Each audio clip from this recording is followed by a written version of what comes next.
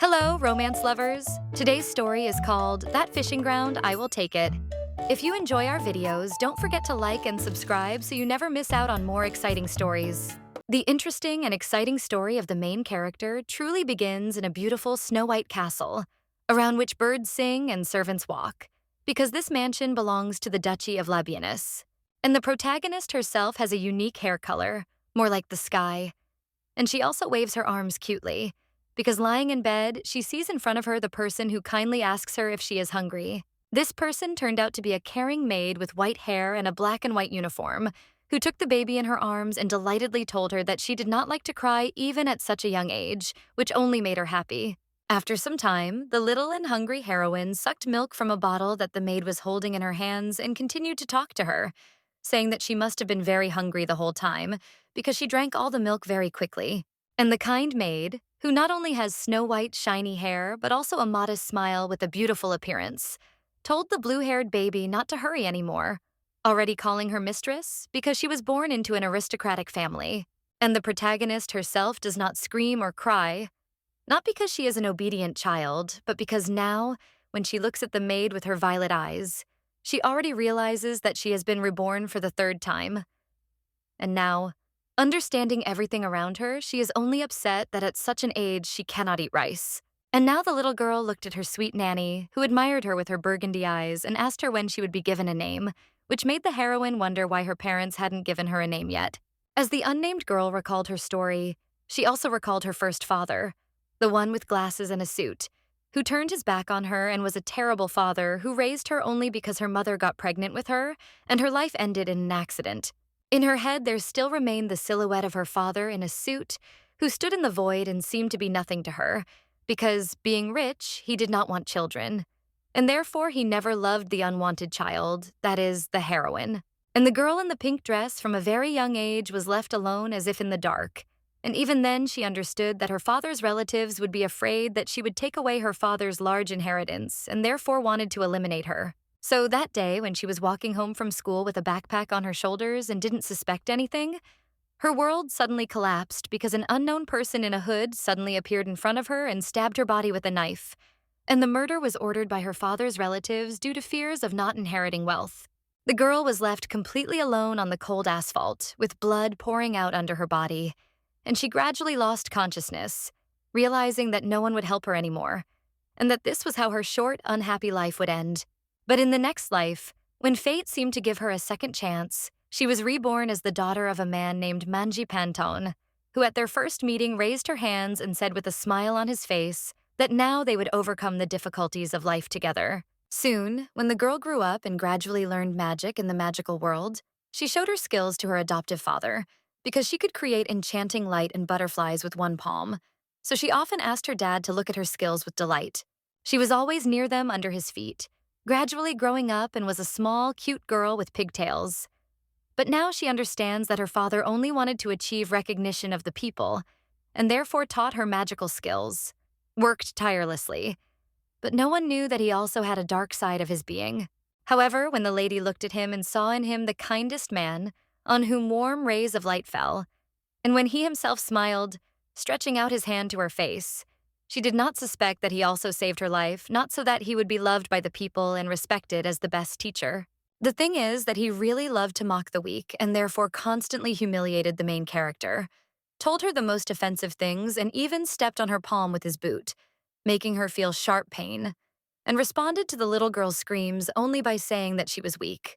And even when the girl wanted to run away from him, he pursued her, which made the lady run away from him even faster, realizing that he was afraid of the collapse of his perfect reputation, as if the protagonist would tell all the people about all his atrocities. But she just wanted to live. He and his ward pursued the sweet lady through the night forest, intending to capture her and hold her captive again, for fear that she would tell the whole world about the cruelty of Mr. Panton. But they did not suspect that everything had already ended that night, because the main character was already at a dead end, or rather, at the very edge of the cliff, where she looked at the men approaching her with fear, realizing that the stigma of Panton's daughter would haunt her all her life and she did not want to endure it. And when they all came to the cliff, the Venzupnot realized that they could no longer change anything, because the girl decided to fall into the cliff rather than surrender to them into captivity. and thus her life came to an end. The dark-haired girl, at a very young age, fell and extended her hand to everyone, while real horror was visible on her face and she cried, realizing that her life had ended so suddenly and tragically. However, when the lady even felt joy that her suffering was finally over, she suddenly realized that she had been reborn again, because she saw around her a kind of barn made of wooden boards, where there was a ladder, a shovel, and other household items. But when she also noticed a brown horse next to her, she realized that she was in a stable. But now she did not understand what happened before her rebirth and why she woke up in such a strange place, not in a crib or in her mother's arms. And when the lady wanted to look around with the thought that it seemed that her reincarnations would last forever, she suddenly saw that she was being received by a certain woman with exactly the same hair as hers, which amazed her. She turned her heads to the sides and realized that she was lying on the hay with a lovely woman in a beautiful blue dress, who seemed to be showing no signs of life and not moving, which made the lady even more wary, trying to understand what had happened. However, when she tried to find answers to all her questions, she realized with curiosity that someone unknown had entered the barn, who was approaching her and had a dark hood on his head, which made the heroine begin to be wary. And this person turned out to be a man with blue and very long hair, a pretty face with a pale complexion. But when he noticed the woman with the protagonist, he was clearly devastated and upset, because he saw a terrible picture for himself. The girl looked at him with her violet eyes and already understood that it seemed like this was her third father. But now she couldn't understand what had happened and why he was looking at her so strangely. Seeing only sadness, despair, and devastation on the face of her executed father, the baby remembered all her past lives and fathers, realizing that she was unlucky for the third time, because she turned out to be the unloved child in the family. And suddenly, when she was pondering her fate for the third time, she noticed that her father had taken her with him in his arms and was trying to quickly leave the stable with confident steps, not paying attention to the unconscious woman, as if because of a hopeless situation and pain. The girl with blue hair suddenly realized that she really wanted to sleep, and because of the tiredness of drowsiness, so she was ready to close her eyes at any moment, without thinking much about what would happen next. And in the end, the girl closed her eyes and did not open them again when an unknown man carried her in his arms, and she herself could not understand who exactly he was to her, but she could find out later. Now, when the unknown person turned to the stable for the last time, when the moonlight fell on him in the darkness of the night, the main character felt only that, most likely, the one who saved her was not a simple passerby or even a commoner. As a result, a month had passed since she had arrived in this house, and it seemed that the slightly dissatisfied lady had already managed to get used to everything, because one day, when she was being carried in the arms of a maid, she frowned, as if from dissatisfaction. The white-haired maid told the little girl with a smile that her daddy would not be coming to the mansion today, but she should not wait because she would be given a name very soon, which made the silent heroine think that this was good. In her head, she remembered the face of that same man when she first opened her eyes in her third life, punctuation also, and the fact that she had not seen the stranger since he brought her to the mansion, although this was not so important to her now. The thing is that she remembered all her previous fathers and recalled their smile, cruelty, and indifference, which is why the lady thought that she would wait less and less to meet her father if she was unlucky with a loving family. And before she had time to think about how she would behave quietly and obediently until she grew up, the doors to her room suddenly opened and she saw two clumsy maids who tripped over each other and fell to the floor with a crash. Another red-haired maid waved her hand and said loudly that she had warned them yesterday to enter one by one and not to rush. But now the heroine did not understand who they were and why they were suddenly bursting in on her.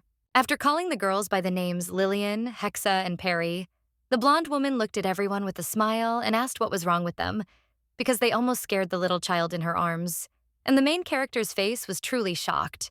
And while the other two maids were lying on the floor and trying to get up, one black-haired lady appeared in front of the blonde with joy and a smile and informed everyone that the master had finally given a name to the young lady, which is why they burst in here. The maid cried out that the girl's name was now Blizz von Labian, which immediately made the blue-haired girl wary, because she realized that she had heard this name before and it was familiar to her. It didn't sound the same as before. And the girl could not be alone with her thoughts, because another maid appeared in front of the fair-haired lady with a child in her arms and said that it was time for them to go, which is why the maid looked at her. Looking sweetly at the heroine with her thick blue eyes, the red-haired lady told Blizz that her name was Perry, and from that moment on she would serve her faithfully and honestly. which delighted the protagonist to the depths of his soul. Following Perry, the black-haired lady wanted to introduce herself, calling herself Hexa, and smilingly told the little girl that her father would soon come to the palace and that she should not worry or cry for him. But this only surprised the heroine. And the brown-haired girl named Lillian told little Blizz her name, telling her with a smile that when she grows up, she will introduce her to her sister, whose name is Helena. But this name made the heroine remember something again, as if she had already heard it all somewhere.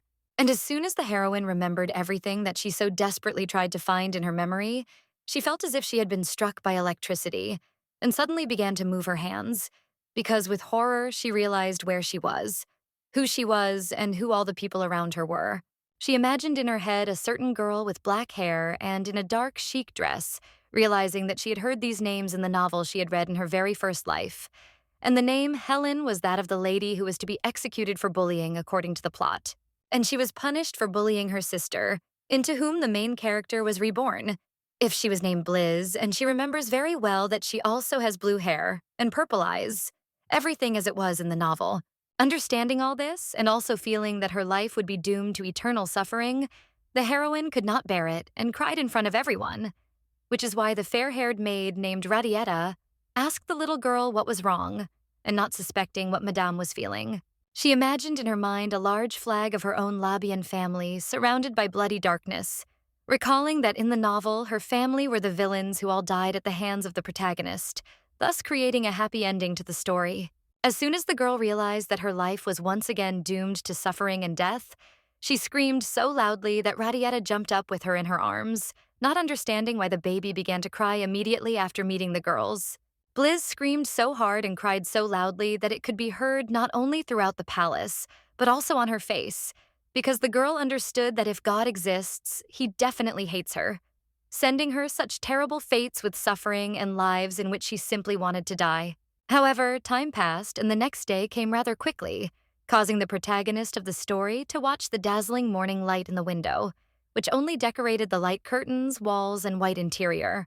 And the girl herself lay in a cute little bed and looked at the ceiling, being very close to the window, which allowed her to remain in the early rays of the sun and warmth, thinking about how best to act if she knew all the events in advance, because of which she seemed to have the key to the future.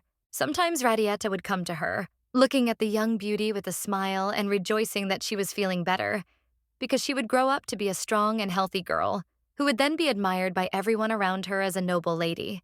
Touching her pink cheek, which made the heroine embarrassed and sometimes cry even more, Radietta spoke to the baby, telling her that she was a sweet lady and should not be happy, and also calmed her down, assuring her that her dad would soon come home.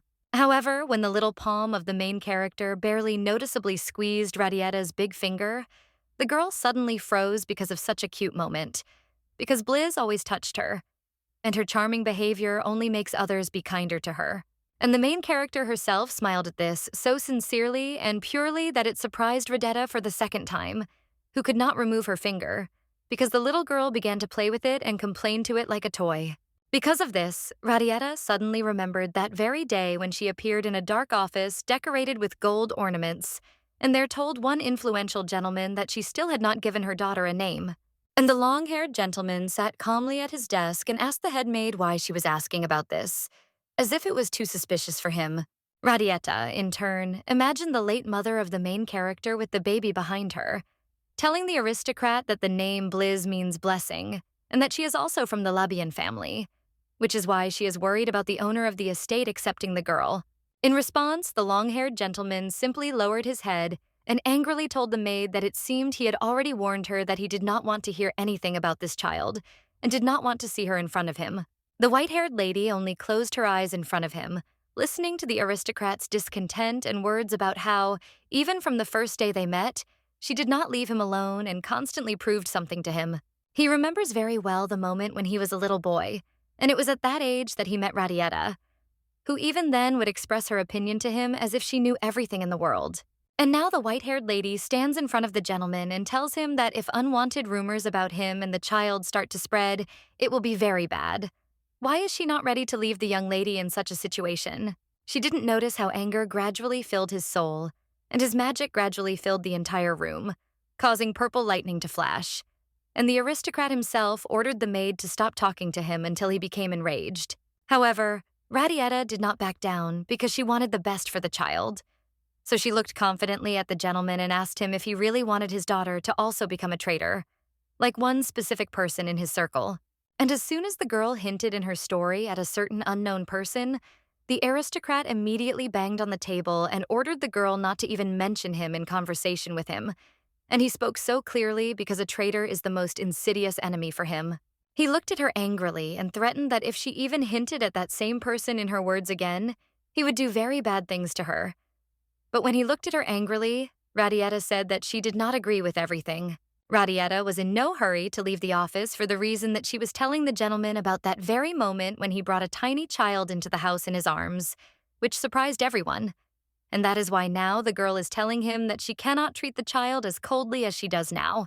And the long-haired guy fell silent, remembering that he had done a good deed and decided to do it, which meant he should have responsibility for the one he saved, not leaving him in trouble and not forgetting him, especially if fate had prepared him to become a single father.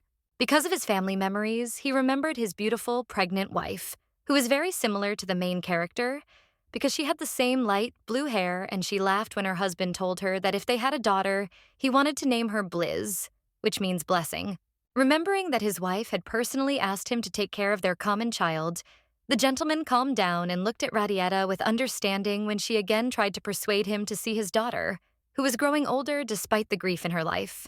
But when Radietta also warned the long-haired guy not to regret everything, like with Shessa, he only lowered his eyes and frowned, remembering his late wife, with whom he was supposed to build a happy family and raise Blizz in the harmony of love. And while the gentleman was deciding to at least appear before the main character, the protagonist herself recalled the plot of the novel she had found herself in, and the first thing she remembered was the red-haired girl who is the central character in the plot. And the plot itself is that many guys of noble origin fall in love with her, who have different appearances and positions, characters, and dark sides. But the central one is a blonde guy, who is clearly connected to the highest aristocracy, if he has an unrivaled suit.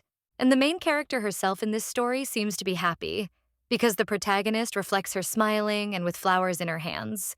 Because surely everyone dreams of being the center of attention and receiving constant compliments from the opposite sex and the most handsome guys.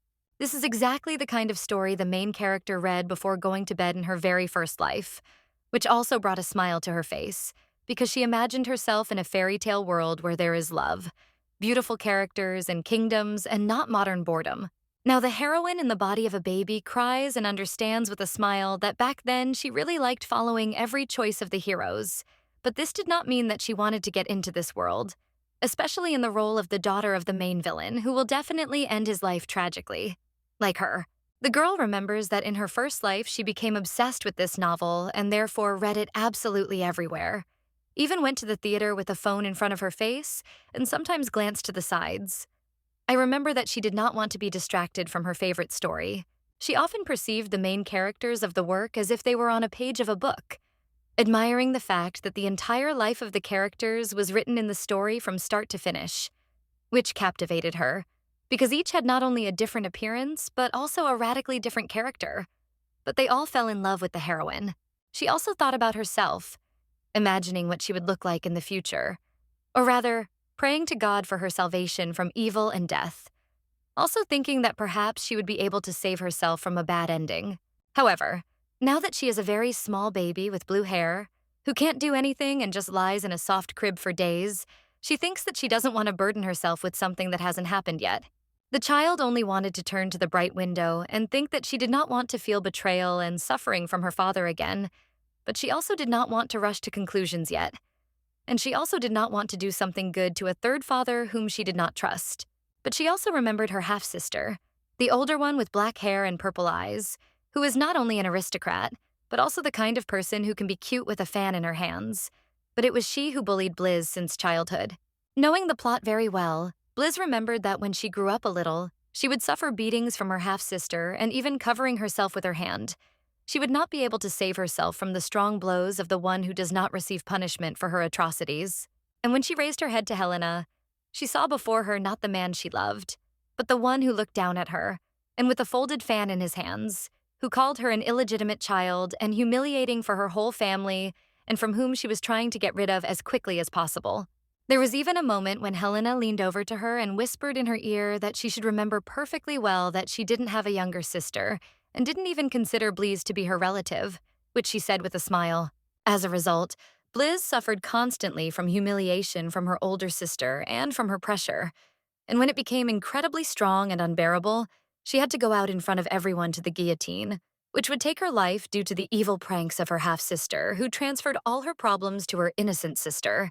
Because of this, the little girl in the baby's body clenched her hands into fists and frowned, thinking that her family would be more trouble than herself, and so she was already making an effort to run away from here as quickly as possible, even though she couldn't even speak. And just as she was beginning to come up with a plan that she would save up a huge sum of money in the future in order to move out of here, a maid immediately appeared in her room who came to visit the young lady. Seeing the cute girl in the crib, Radietta clapped her hands and looked at her with a smile, saying that even today the little lady was full of energy and therefore moving her legs, and in response the protagonist only joyfully shouted something unintelligible, trying to actually pronounce the maid's name.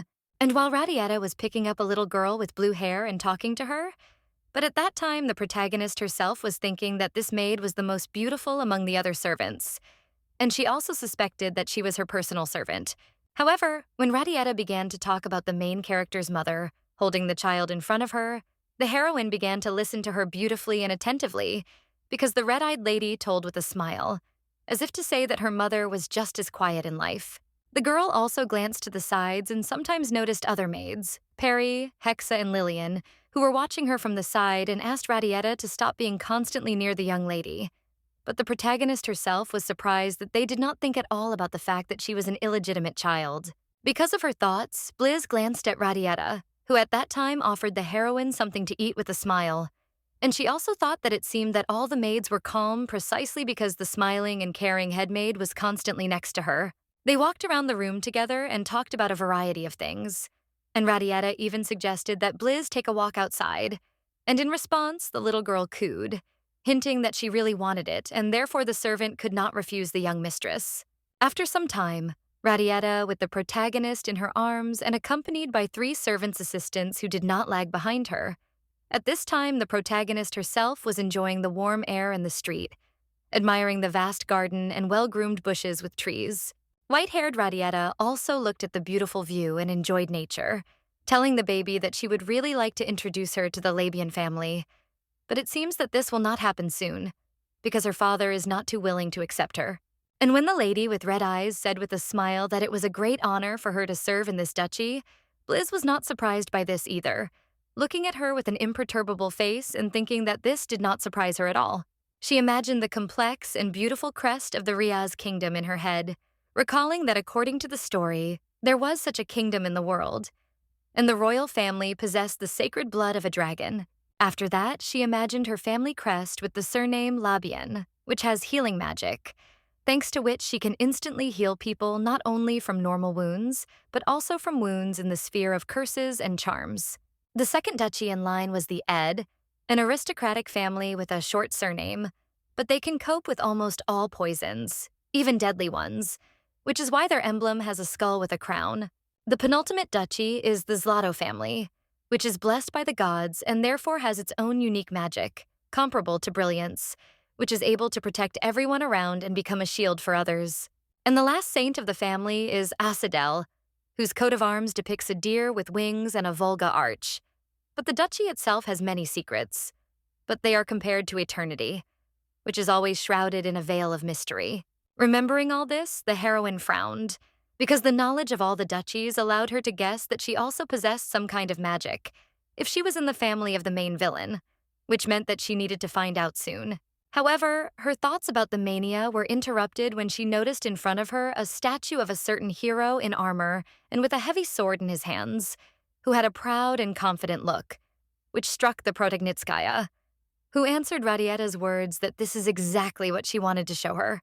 And while the characters were looking at the statue of the angry guy, Radietta was telling the little girl that this man was the first member of the Labian family, which is why a monument was built for him in the garden. Radietta told the little girl with a smile that he looked very much like a guy named Helios, and the maid also honestly admitted that Blizz looked very much like her father, and he in turn looked very much like the first member of the Labian family. And suddenly the maid fell silent as the wind began to shake the branches of the trees and lift the leaves into the air, which only adorned the statue. A tall and gray figure with a proud pose, which had great meaning and history. Noticing that her personal maid had suddenly become silent, the little blue-haired girl looked at her with bewilderment, trying to pronounce her name in order to call out and ask what was wrong, but she couldn't even speak at that age. And the reason for Radietta's silence was the fact that she was a little older and unwary, because when she heard in the silence the voice of an unknown person who laughingly asked everyone if they had the child that Mr. Labian had brought here, all the ladies turned back and tried to protect Radietta and the baby. Noticing that the maids began to block the way to the main character with Radietta, the unknown villain began to smile and ask everyone how they dared to stand in his way and be so rude. And while the blue-haired lady did not understand anything of what was happening, Radietta extended her hand forward and ordered Lillian not to block her way, but to cover them, because she knows what to do in such situations. All the maids hurried to bow to the gentleman who suddenly appeared in their duchy, and Radietta also greeted the man, calling him by the name of Heinrich von Ede, which only confirmed that in front of them was a real aristocrat from a family with poisonous magic. Hearing only the name of the evil man, Garen imagined in his head the silhouette of a Zhitrog guy with a magic bottle of poison in his hands, which glows with a poisonous green light, while he himself smiles, because he is the heir to the terrible Ed family. The thing is that a smiling guy with fur on his shoulders appeared in front of them, who smiled, looking at the little girl, while she realized with horror that on this day she had met one of the most disliked aristocrats, namely Henry.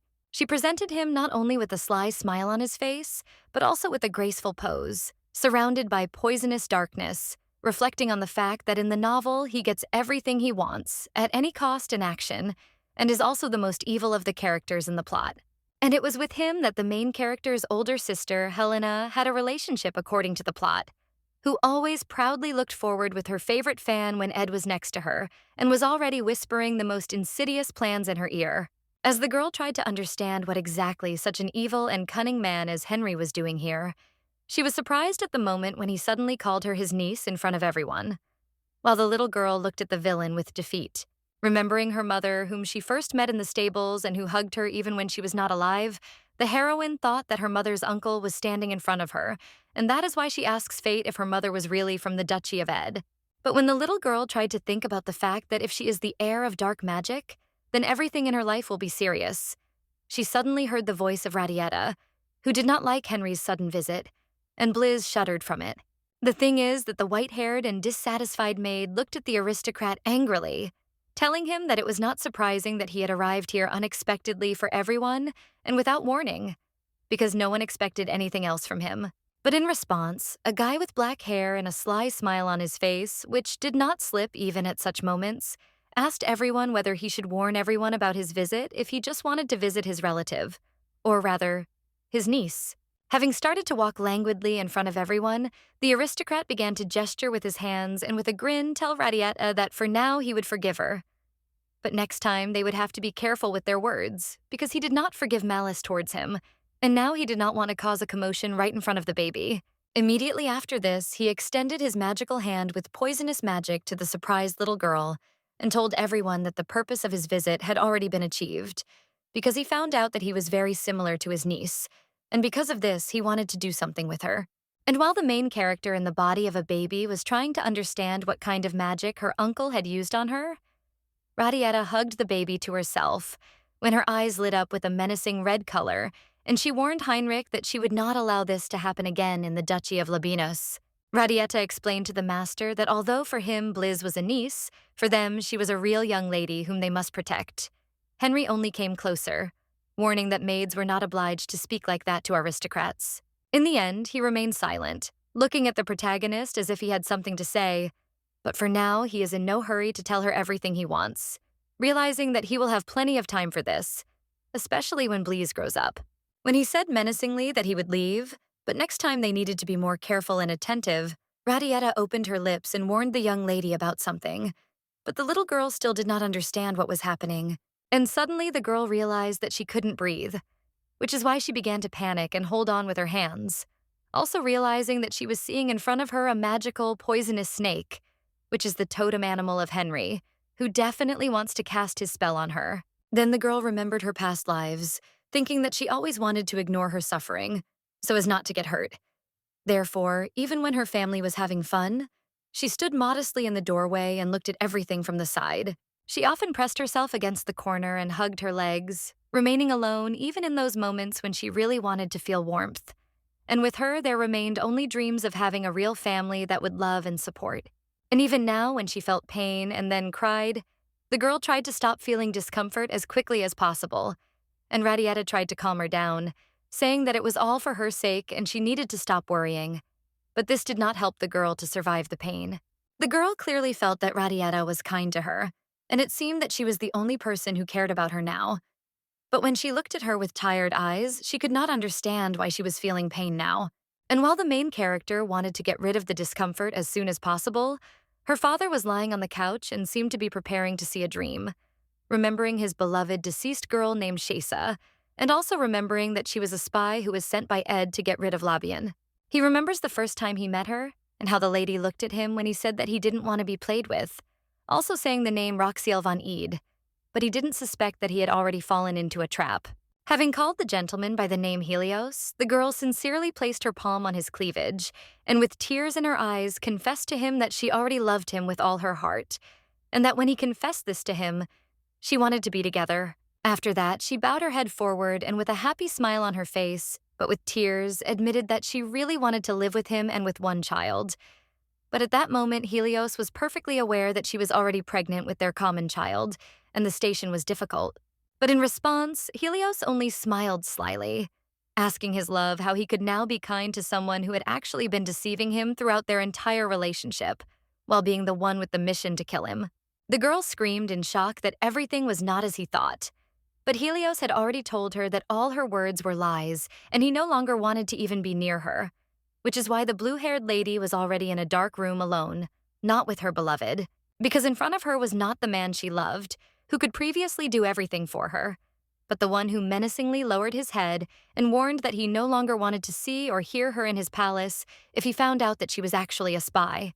As a result, several months had passed since Helios had broken up with Shesa, and one day the aristocrat abruptly slammed his papers on the table, shocked to realize that traces of his former lover had suddenly disappeared, which alarmed him. He himself got up from the table and with shock on his face, realizing that he had not heard or read any more information about Shesa, and even Ed himself also said that he did not know where the girl was, which sounds very scary, because she was pregnant with his child.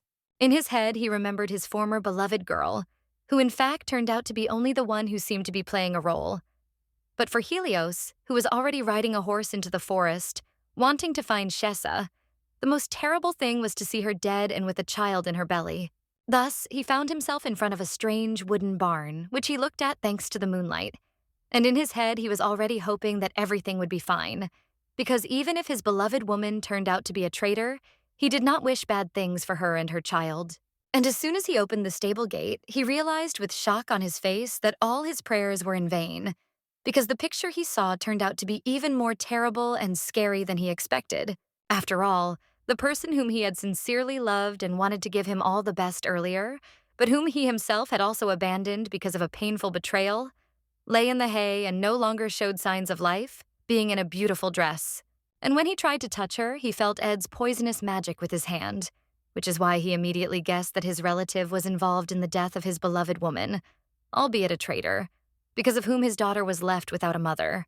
He sat in front of her in a modest cape, thinking about the fact that she could not kill herself, which means Ed killed her and he does not yet suspect how exactly the lady died and how everything happened, which makes him afraid more and more and feel pain in his heart. Helios remembered how Shesa cried in front of him, as if she felt that she was doomed to death and misfortune. But now the aristocrat himself was trying not to cry, realizing that it was all his fault and that it was he who made her cry. Being in the dark of the marais, in which it was possible to see a shovel on the wall, a bucket and various accessories only thanks to the moonlight, Helios realized that if he had not driven her out of the palace then, she would not have died such a tragic death. And when he noticed a baby in the arms of a dead woman, he remembered that very moment in life, where he happily stood in front of his owl wife, his long hair fluttering in the wind, and he himself promised the pregnant girl that he would take care of his daughter and name her Blizz. However, he suddenly woke up from a terrible nightmare and immediately got up from the sofa where he had fallen asleep, realizing that he had just dreamed everything, and all the events of his past haunted him even when he was trying to rest and sleep. Helios frowned and said to himself angrily that now he had no need to cry and regret anything, because Shessa had already died and he was well aware of this. So he did not want to cry, even though the pain in his soul had not subsided yet. However, Radietta asked him just in time, and the gentleman looked at her, while the maid shouted his name with such an intonation as if she was about to tell him something terrible and important, something that could not be postponed. In response, the long-haired aristocrat only sighed and lowered his head, closing his eyes and telling the maid that he repented. He told her that he did not want to hear anything from her, but Radietta interrupted him again, saying that now she would tell him something extraordinary. And when Radietta confessed to the master that Lady Blizz, her daughter, had been poisoned, he hurried to jump up from his seat and run to her, even though it was deep night outside and a large moon was shining in the sky, which illuminated the large palace of the Duchy of Labianus. Even after some time, when the gentleman began to visit his daughter almost every day, despite his deteriorating health, he came to her crib while Radietta was behind him and told her that he knew for sure that Heinrich had done something to the baby after her appearance. She confessed to the gentleman that in such a situation it was dangerous to do nothing. And here Radietta was right, because the baby was screaming from illness and trying to tell others with his whole appearance that he was experiencing incredible discomfort and pain. And looking at his daughter, the long-haired gentleman with a stern look understood that Heinrich had previously used Shessa as a pawn to carry out his plans, and now he had gotten to her daughter, using everyone around him only for his desires. Having called Henry a real villain and the most terrible person in the world, he imagined how he holds Shessa, clearly no longer alive, in his deadly embrace, while he himself smiles as if he does it intentionally, so that Helios feels bad and hurts. And because of his anger, he squeezed the back of the little girl's crib with such force that he could have broken it. And all because that same Heinrich angered him and intended to harm him even after Shessa's death, using her child for this too ruthlessly and cold-bloodedly. Suddenly, he thought of something that made him stop and say Radietta's name, as if he already had questions for her, and from the tone, the maid behind him understood that the master was very unhappy with the whole situation, and angry even at her. She stood calmly behind the aristocrat and with her eyes closed asked what was wrong, not even suspecting that the gentleman would not be kind to her, because he even suspected her of his daughter's illness. Because he turned to her and began to stare into her eyes, menacingly asking if all these events were part of their common plan.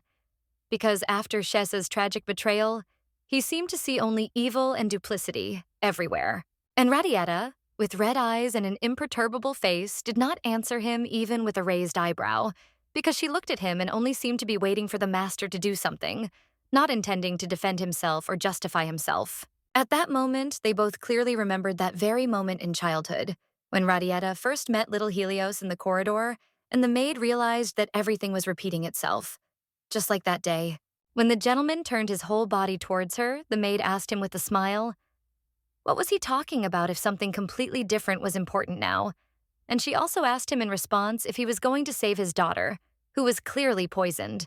When the lady with red eyes also asked the man if he thought he could handle everything alone, Helios asked her if she had any suggestions, if she was talking about it. And to this, Radietta said with a sincere smile that she knew one way to solve the problem.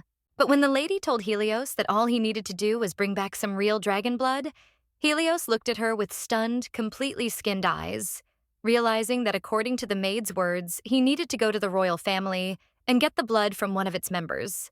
At that moment, Helios imagined the imperial crown in the dark, but sparkling with different colors, recalling that it was the ruler of Riaz who had the nickname Dragon, because he was so strong and powerful that no one could compare with him. And immediately after that, he imagined a golden cup filled with magical imperial blood, thinking that, according to rumors, it has powers and abilities that are incomparable to human ones, and therefore greedy people often try to get it.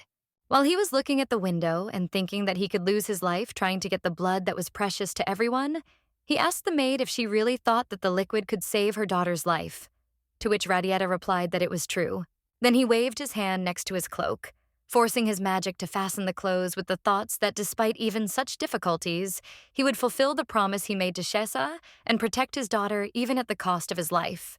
He still remembers how sweetly he spent time with her in the garden, when they both made wreaths and decorated their crowns with them. And he also remembers the laughter of his beloved girl when she saw the usually stern Helios in a sweet image, silent and usually not tactile. And shouting to Radietta that he was going to the imperial palace right now, Helios held his cloak with one hand and kept in his head the words that he would protect everything that his beloved woman had left on this earth. After some time, Helios arrived at the luxurious imperial palace in the dead of night, when the stars were visible in the sky and there were no morning rays yet. When all the windows in the castle were not lit and everyone in it was enjoying sleep, Helios held his hidden cloak with one hand and walked along the empty white corridor with a perfectly clean floor, thinking about the fact that the emperor should be in his office, despite the fact that it was very late and that was exactly where he was heading. He clenched his fist with determination and anger and thought that now he could do nothing but obtain the imperial blood that he and his daughter needed, because he needed to preserve the Shessa bloodline at any cost. However, he suddenly heard a mocking voice behind him, which said that he was very glad to see the Duke Labianus he needed here, which caused Helios to immediately open his eyes wider in shock, because he did not expect to meet anyone here at all. Turning around, she noticed at the end of the corridor a small boy with blonde hair who did not plan to leave, and only with a smirk on his face told Helios that he should not be here. And in front of him, Helios saw a white-haired boy with blue eyes who smiled at him and asked if he had really come here for the dragon's blood, while the Duke realized that he was seeing in front of him the little third prince of the empire named Eldian. Hearing this, Helena was so surprised that he looked at him with a defeated expression, not understanding how the prince could have guessed the purpose of his visit and asking himself if he too had inherited the royal blood of his parents. And in appearance, the blonde man in front of him was so sweet and charming that it seemed he did not understand much at his age. But as it turned out, he was already thinking with cunning and intelligence better than some aristocrats. But Helios understood that he needed to be calm and therefore looked at him with exactly this emotion, honestly admitting to the prince that if he knew what he needed, he hoped that he could give him the dragon's blood. But he also specified what the boy wanted in return. However, the white-haired Eldian did not directly answer his guest, but only said that he really liked his fatherly love and intelligence, thanks to which he would be able to easily interact with him, and therefore he offered him to follow him for everything necessary. And while the father of the main character was already following the prince in order to get the most necessary and reliable medicine for his daughter in the form of royal blood, in his house, the Duchy of Labianus, a large palace with 3 or more floors, it was quiet, but one girl still did not sleep. The fact is that when Mr. Helios stood in front of the doors, preparing to leave the palace and head towards the emperor's palace, he did not suspect that he was being watched by his daughter, who did not understand where her father was heading at such a late hour, which aroused great curiosity in her. Helena, a little girl who had a red bow on her head and a cute pink dress, ran along the corridor and hoped to find her dad in the other rooms, because she knows that he usually always spends time here. So she ran into one of the rooms to check on it. And with her little hands, she opened one of the doors, noticed a dark room in which it was quiet, but there was one little person who is actually Helena's younger sister and her half-relative. The thing is that she saw with her own eyes a very young, fair-haired girl who was breathing heavily and seemed to be crying alone in her crib, because in fact she had been poisoned. But Helena was first surprised by the baby herself. She immediately ran closer to the crib and asked Blizz if she was feeling ill, because she clearly noticed the redness on her face and how hard it was for her to breathe. So she guessed for sure that the baby was sick with something, and very badly. Out of despair and understanding that due to her age she would not be able to help the girl, she handed over her hands to wear and said that if she could use her personal magical power, the Labian spell, she would have healed the girl the first time. But due to her inability to create healing magic, Helena cannot relieve Blizz from pain. But she still did not leave the baby, but stayed next to her even though she could not help her, because she honestly told her that being sick alone is very bad and sad. And because of this, she promises her that she will be there. She can provide support. And when she asked the little girl not to cry and not to be so sad, suddenly Helena looked at her with delight and smiled, asking the protagonist if she wanted to hear an interesting song performed by her personally. But when she was already demonstrating her singing talents to her younger sister and telling her that she would not leave her and would always be there, begging her not to cry, she suddenly turned to the door because she heard strange sounds in the corridor, thanks to which she realized that someone was coming here. Helena heard perfectly well that the sounds were approaching her and were only getting louder, but she was so confused that she was still nearby, Near the crib, she understood that she had nowhere to run, and if they saw her here, they would probably scold or yell at her.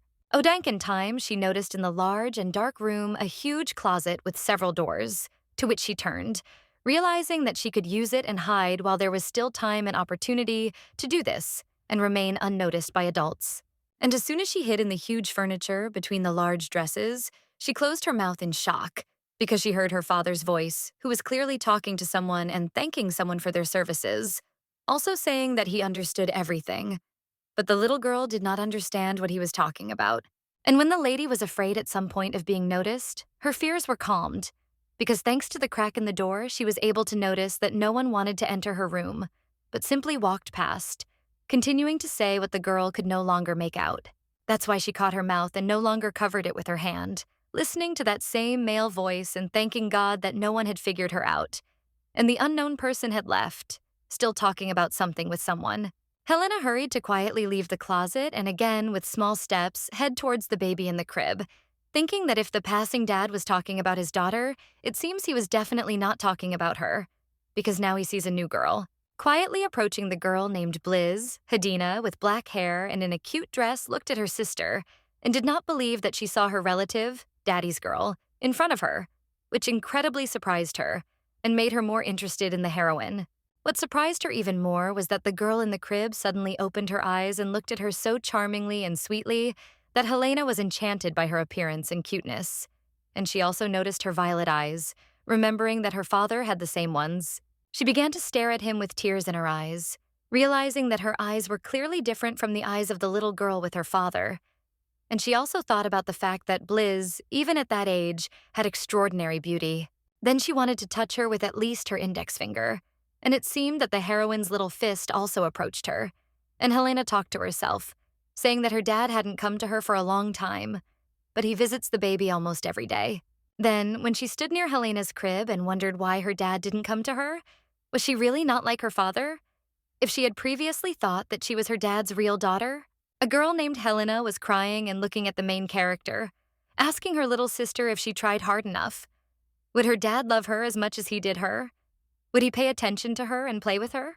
She sat down next to the crib on the floor and closed herself off, continued to cry and confessed to the protagonist that she really dreams of being a beloved daughter, just like Blizz, who sees her father worrying about him every day. A lot of time passed, more precisely, 2 weeks from the moment the main character got to this palace, and on that day, the little girl with light short hair frowned was silent, because she still could not speak, only cooed.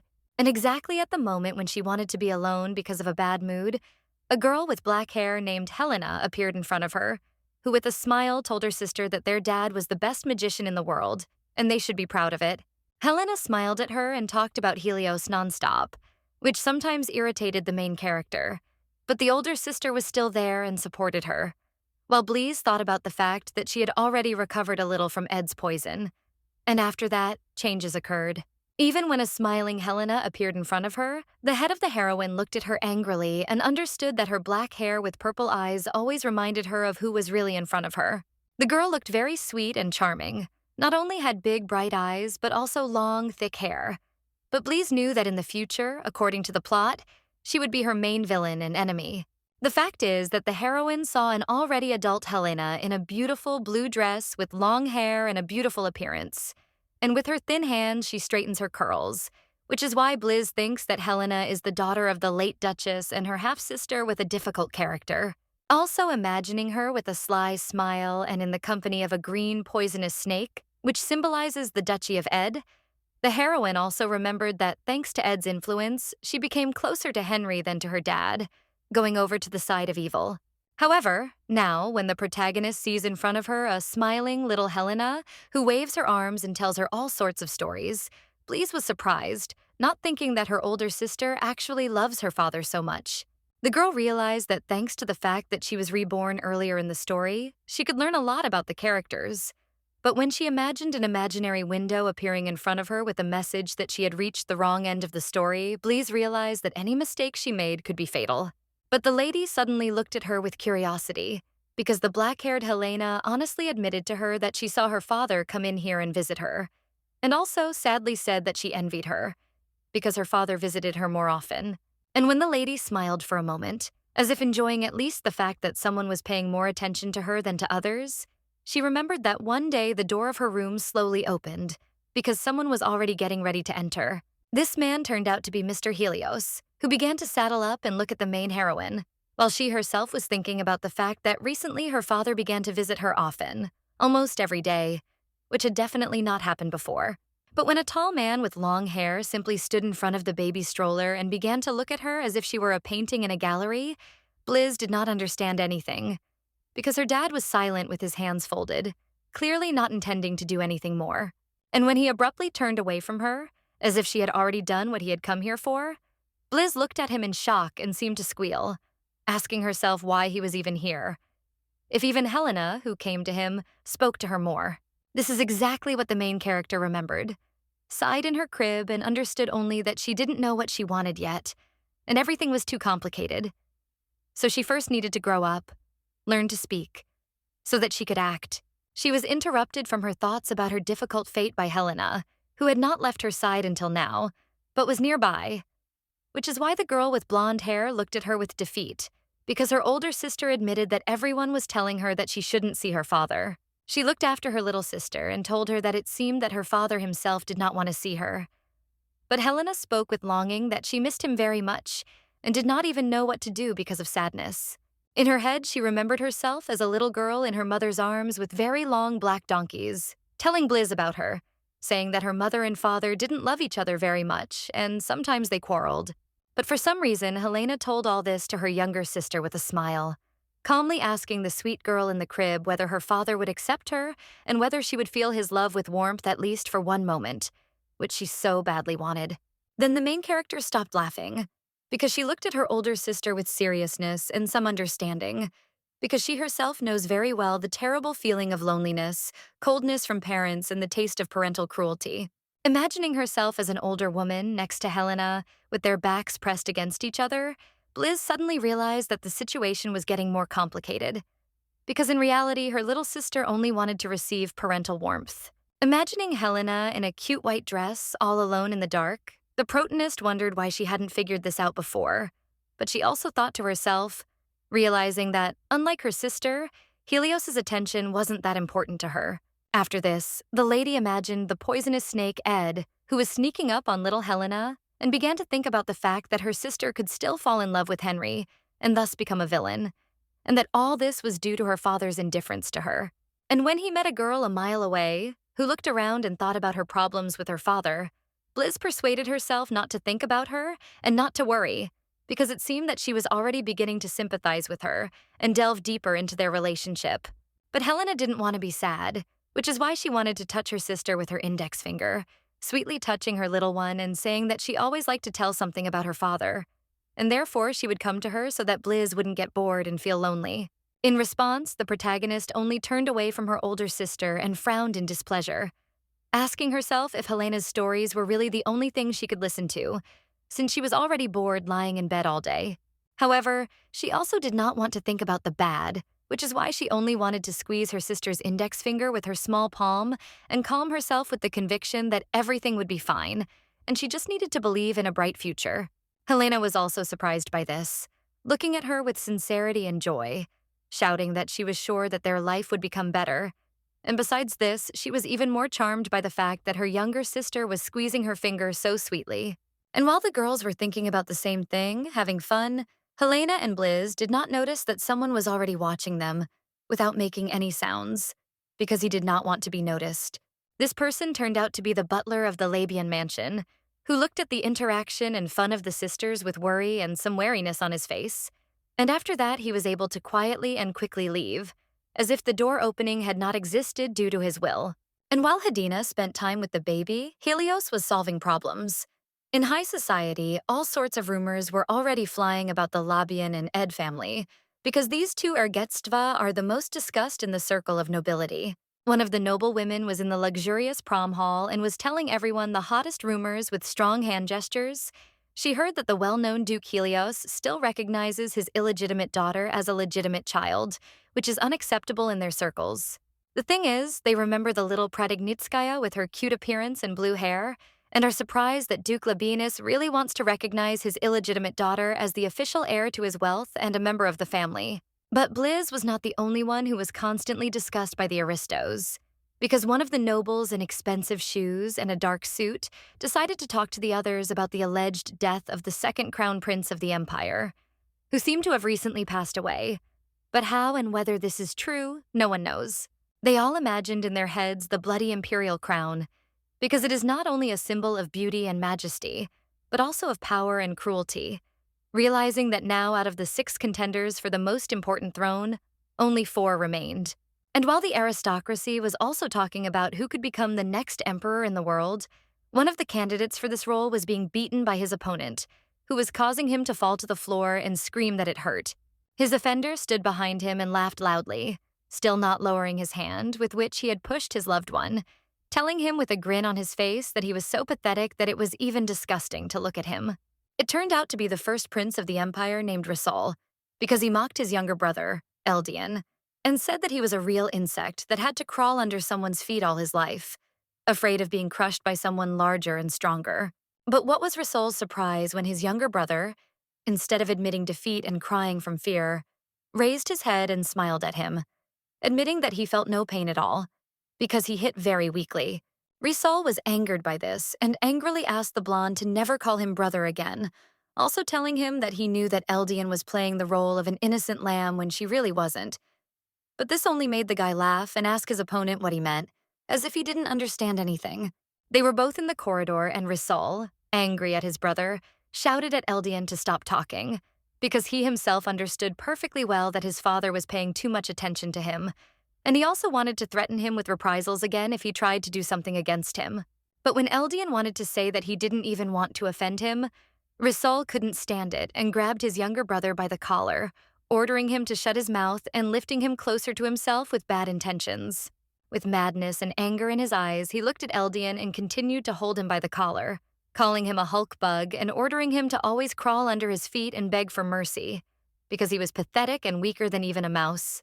And only after that, he threw Eldian to the floor and ordered him to get out of his sight, which is why the fair-haired guy immediately ducked down, tried to protect his body with his hands from the blows, while he himself screamed in pain. Stamping his feet, Raul left without even turning around, as if his younger brother was completely indifferent to him and only saw him as an enemy who could take his imperial throne, while Eldian rose from the floor and watched his brother leave.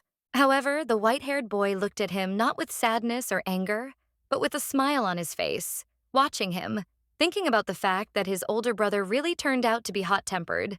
But even he could not stop his plans to get what he does, namely, power.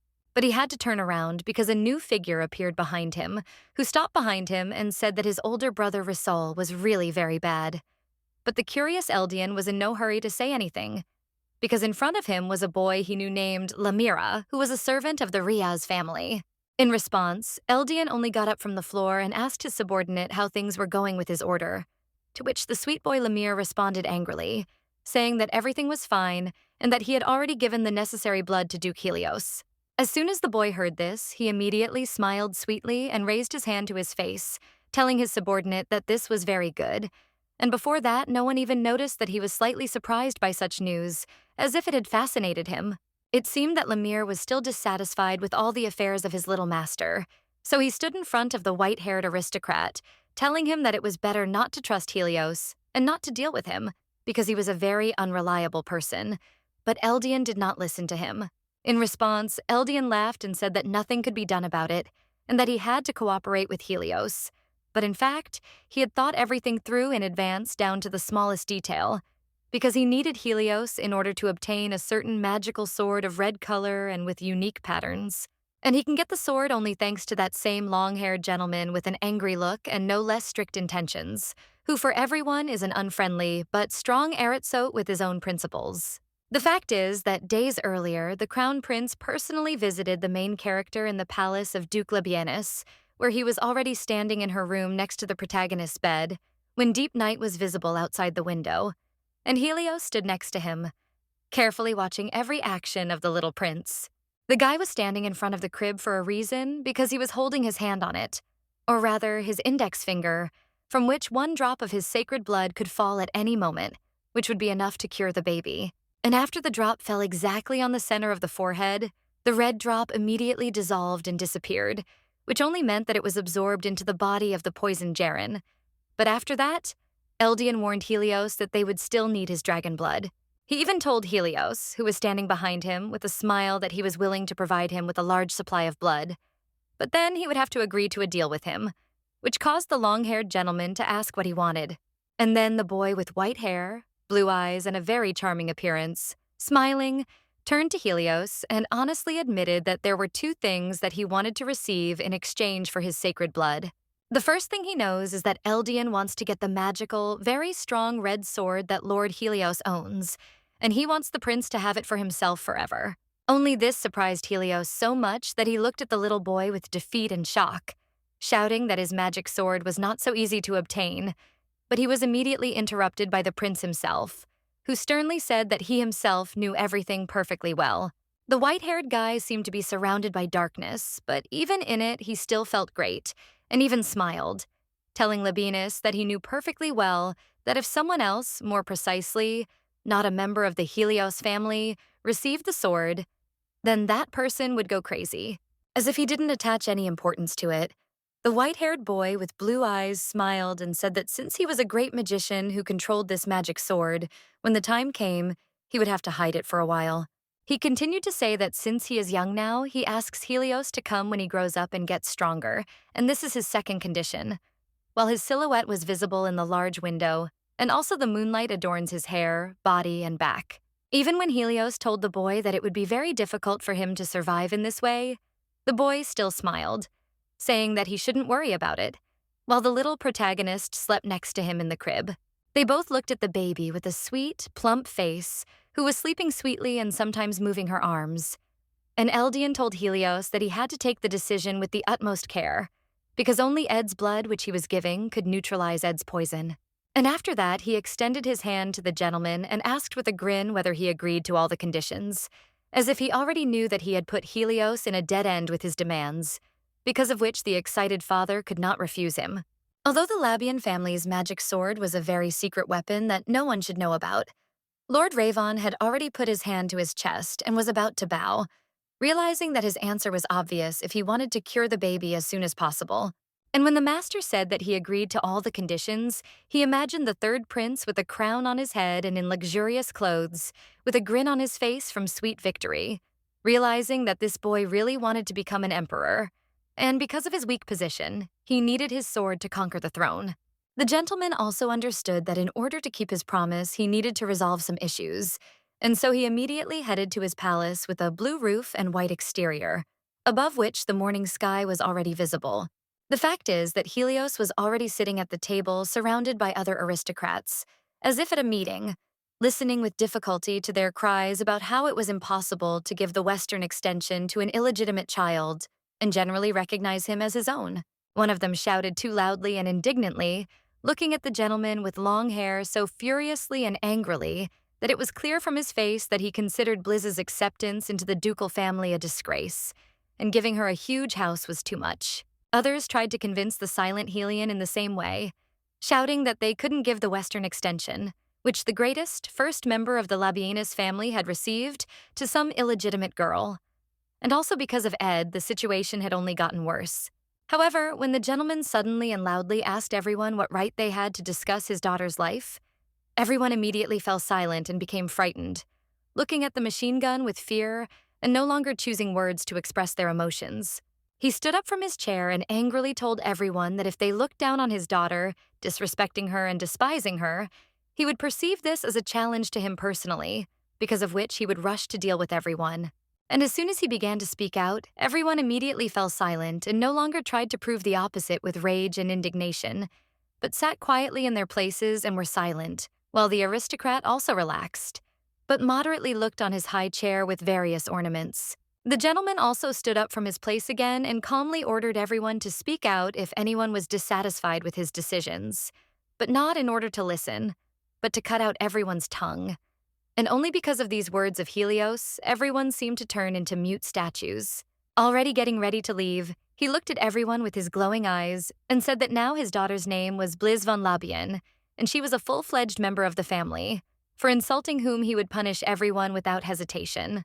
And after some time, the main character was already right in front of that very Western building that her father decided to give her, looking at the high windows and snow-white walls that looked perfect, although they were built a long time ago. The girl looked at the building with shock, as did Radietta, who was holding her in her arms, asking a guy standing next to her named Harold von Valentine if he was joking, and if this was all the personal estate of a little girl like Blizz. The golden-haired boy responded to Radietta with a smile, telling her that all this was no joke and that Mr. Helios had indeed given the entire western extension to his daughter Blizz, although he himself sometimes laughed, as if from joy or politeness. He smiled and told Radietta and the baby that this news would soon be announced at the elders' meeting, so they shouldn't worry about anything. But it seemed that Radietta was outraged by this, asking how this was possible, speaking in a rude manner. The thing is, Radietta remembered how days earlier she had walked and visited the baby in the crib, looked at the little girl and admired her, now thinking that even though the room Blizz was in didn't look like a nursery, she was still thinking about something. And her calm was suddenly interrupted by Helios, who burst into the room, who immediately began to approach her closer, opening the door wider, and he also angrily said that he no longer wanted to endure everything. And his words greatly surprised and even frightened the maid. She was scared at that moment and thought that she would be immediately thrown out to the warehouse for some reason. But it turned out that the long-haired Helios was just looking at her and warning that they could no longer be in such an uncomfortable room, and he was offering them better conditions. Now, together with her colleague, she looked at the western side of the mansion and did not understand who would ever dare to give a newborn child an entire palace and whether Helios was truly crazy. The golden-haired guy named Harold looked at the protagonist with a sweet smile and told Radietta that it seemed that Helios was trying to strengthen the position of his illegitimate daughter in such unconventional ways, so that later she would be respected and no longer tried to be despised. And when he said that the girl had received the most historic and valuable addition to the Labian family, the main character was stunned by shock and excitement, realizing that now her dad was not just trying to protect her, but also wanted to make her life better. She wondered how many events had happened during the period when she had been asleep, still in Radietta's arms, while the maid in the garden had looked at Harold, who in turn had invited her to go inside and see the interior of the building where the baby would now live. But Blizz herself, who was looking at everything around her with interest, suddenly remembered Helena and wondered if her sister knew that she had moved, and whether she would be upset if she soon wanted to visit her, but instead saw only an empty bed.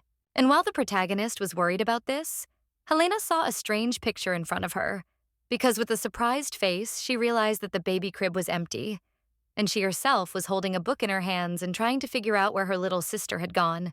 She looked around and tried to find Blizz in the room where she usually was, but she saw only her empty crib in front of her, which is why she didn't understand what to do next, because just to drive back, the baby was here, and now it was as if he wasn't there.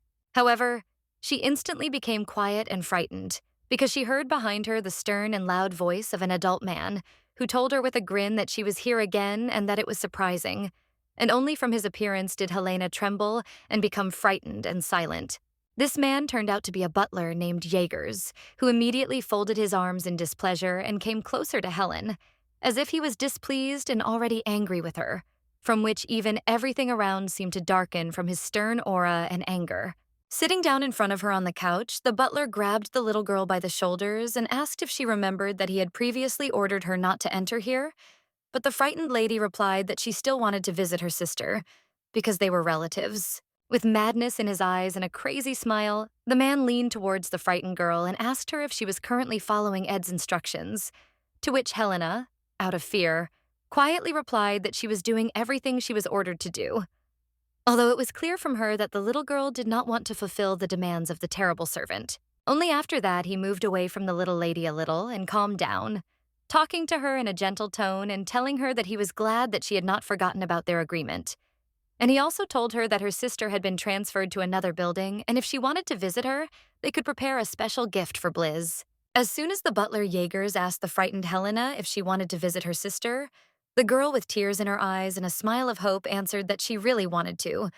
But in fact, the servant had his own plan.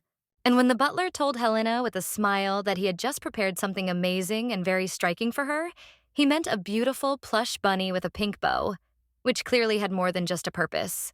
The thing is that the days before, the butler was clearly unwell and something was bothering him, because of which his hair was disheveled. There was sweat on his face, and he himself was pounding the wall with his fist, talking to himself about how a certain woman was bothering him even after death. He remembered the happy Shessa with Blizz, his precious child, realizing that now this lady had caused him many problems, because her daughter could prevent him from fulfilling his plans regarding the Labian family, because Helios had already unexpectedly recognized her as his own and legitimate daughter. But when he knew that behind him on the furniture was that very plush bunny, he smiled, realizing that not all was lost and he would resolve the situation using radical methods. He asked himself with a smile whether it was possible to solve his problem by chance alone. But when he looked at the cute bunny with big ears, he already understood that he would create this same chance with his own hands under the guise of terrible circumstances. That is why, after some time, a joyful Helena appeared in front of Blizz with exactly this bunny, which made the protagonist happy, realizing that her sister had not forgotten about her and even brought a gift in the form of a charming, large toy. Helena carefully placed the bunny in her sister's crib and thought that, fortunately, she found out where exactly the baby had disappeared to, because she had previously been afraid that she would not be able to find her at all after her sudden disappearance. However, when Helena wanted to ask her little sister if her father had come to see her today, Blizz turned away from her as if she was tired of hearing the girl constantly talk about her father, as if he was the only one she was interested in and nothing else. There was a cute bunny next to her, but it seemed that despite it, she was still sad, because she already considered Helena's excessively frequent visits strange and annoying. Although earlier she could only dream about it, and she regretted that she could not speak yet. Helena was also sad, realizing that her father had given her sister a generous gift in the form of a separate estate, and she, who was also his daughter, was not getting anything yet, which is why the girl was almost sure that her father did not like her presence nearby. And when the girl suddenly exclaimed that it was incredibly difficult for her and all this was tiring, the blue-haired little girl looked at her with bewilderment and curiosity, trying to ask her a question about what happened, but only some squeals came out of her mouth. In the end, Helena simply apologized for her behavior and admitted to the protagonist that she often says something strange because she does not understand how to behave around a small child. And at this time, the hair that the girl gave to Blizz was still in the crib. Then the main character remembered her past life, in which she had an adoptive father, who was both a teacher and a mentor for her. But now, remembering how she was little and was under his feet, Blizz realizes that her fate is very similar to Helena's experiences regarding her father. The first to break the silence was the heroine's older sister, who smiled sweetly near the bed and began to tell Blizz that this bunny was very cute and that the butler Jaegers gave it to her, who also allowed her to visit the baby more often. And after a little time had passed and Helena had to leave, the girl with black hair stood near the door and waved goodbye to the baby, saying that she would visit her again soon, and Blizz waved back. Before Galvania Gurnia had time to think that it would be nice to somehow bring Helena closer to her dad, since the girl wanted his attention so much, Radietta came into the room and immediately smiled, looking at the little girl and asking if she was having a good time with her sister. When the maid came closer and began to cuddle the little girl, Blizz also grinned cheerfully at her in response. But sometimes she did not understand how the maid knew that Helena was visiting her, although she immediately assumed that perhaps it was Radietta who was seeing her older sister off somewhere. But when she noticed a cute bunny in the baby's crib, she smiled in the same way, but even slightly suspiciously touched the soft toy with her hand, while the protagonist herself tried to say something, but squealed joyfully. Radietta took it in her hands and with red, clearly not kind eyes, a joyful and crazy smile told the girl that it was a very nice gift, which the main character did not notice, thinking that Ralita was doing her all the best. After that, as if nothing had happened, she smiled at the protagonist and said that her father would be here soon, and that was why she asked her to wait a little. But Blizz responded to this with whims, trying to say that she didn't want to see the annoying Helios here at all. And after a while, the gentleman really did enter the room and hurried to approach the baby, who was already in Radietta's arms, which is why Blizz looked at her dad and was to some extent glad that he was not too lazy to visit her. However, she still frowned and closed her eyes with anger, because she thought that it was strange to give only her the whole castle, given that now she can't even speak, and for such a small person like her, it is enough to have only a separate room. But her father does not decide so. And what surprised her even more was that Dad didn't just come into her room to check on her condition, but sat down with her on the sofa to read a book out loud together and study a variety of words. But the lady was surprised and silent. The thing is that the little fair-haired beauty was sitting on her dad's lap and didn't even look at the pink book, because in the stunned look on her face, she realized that she never thought that this would happen and that she would spend time with her dad. She listened attentively with frowning eyes to her father himself reading a children's book very intently and enthusiastically. And this was what amazed the girl, who previously could not even dream of the attention of relatives, and therefore was amazed even by the fact that such a serious and busy gentleman as Helios decided to be with her. But when the story reached the point where it was about a certain girl who was in complete despair, the gentleman suddenly closed the pink book and put it on the table, saying that it was time to rest. But even then, the lady realized that the story was somewhat familiar to her, and she fleetingly remembered Shessa. The little girl sometimes looked at everything around her with curiosity, even when her father showed her a book and other various objects, smilingly saying that when she learned to speak, she would be able to do whatever she wanted with him, because now her desires were very important to Helios. The thing is that when the little girl looked at the pink book, which contained a variety of fairy tales, she understood that this was her first gift from her father in her life, which she received, so now she feels strange and unusual. She remembered her dad's face the very first moment she met him, remembering perfectly that on his face there was regret, sadness, and disappointment at the same time, and therefore she could not even think that he could be completely different with her. But when she looked at her dad, who at that time was trying to find out from her whether Helena had come to her today, the protagonist clearly noticed Radietta standing behind them, and therefore was slightly surprised and wary. And it was not the main character who answered the gentleman's nap, but the maid herself, who smiled sweetly and said that everything was so, and Helena really did visit the baby before the aristocrat, which is why the thoughtful Helios looked at his daughter with slight surprise. Then the caring father, who this time Yuke was worried about his daughters, touched Blizz's cheek with his finger and sweetly told her that the girl was her sister, as if the heroine herself could not have guessed this before. But the girl was more surprised by the fact that her dad picked her up in his arms and said with a smile that it would be nice if he introduced them together officially, because a child like Helena is uncomfortable being around him, and this is what surprised the lady. She immediately remembered how her sad old sister sat next to her, leaning her elbows on the bed, sad because her dad did not pay attention to her. And now it turns out that Helios is also sure that the girl does not want his attention. And the baby in her father's arms, already at such a young age, was able to understand the reason for Helios's cold relationship with Helena, while the master looked at her and told the maids nearby that they should prepare a separate room for him, because he would soon leave. The protagonist, in her hopes of quickly creating a loving family, imagined in her head Helios and his sister, as if separated by an imaginary line, although in fact they both love each other. But because of the belief that they do not love each other, they did not dare to get closer and make peace. She even imagined them together as a happy family, even without their mother and without her, but smiling and happy, as if in paradise. And the lady also assumed that they would be better off without her, even if her thoughts were sometimes selfish. And after some time, when the aristocrat had already spent time with the baby and was getting ready to go somewhere, the maids followed him, and one of them, Radietta, Helios reported that he would not be in the palace for some time, which is why the maid asked if he had a meeting with the third prince.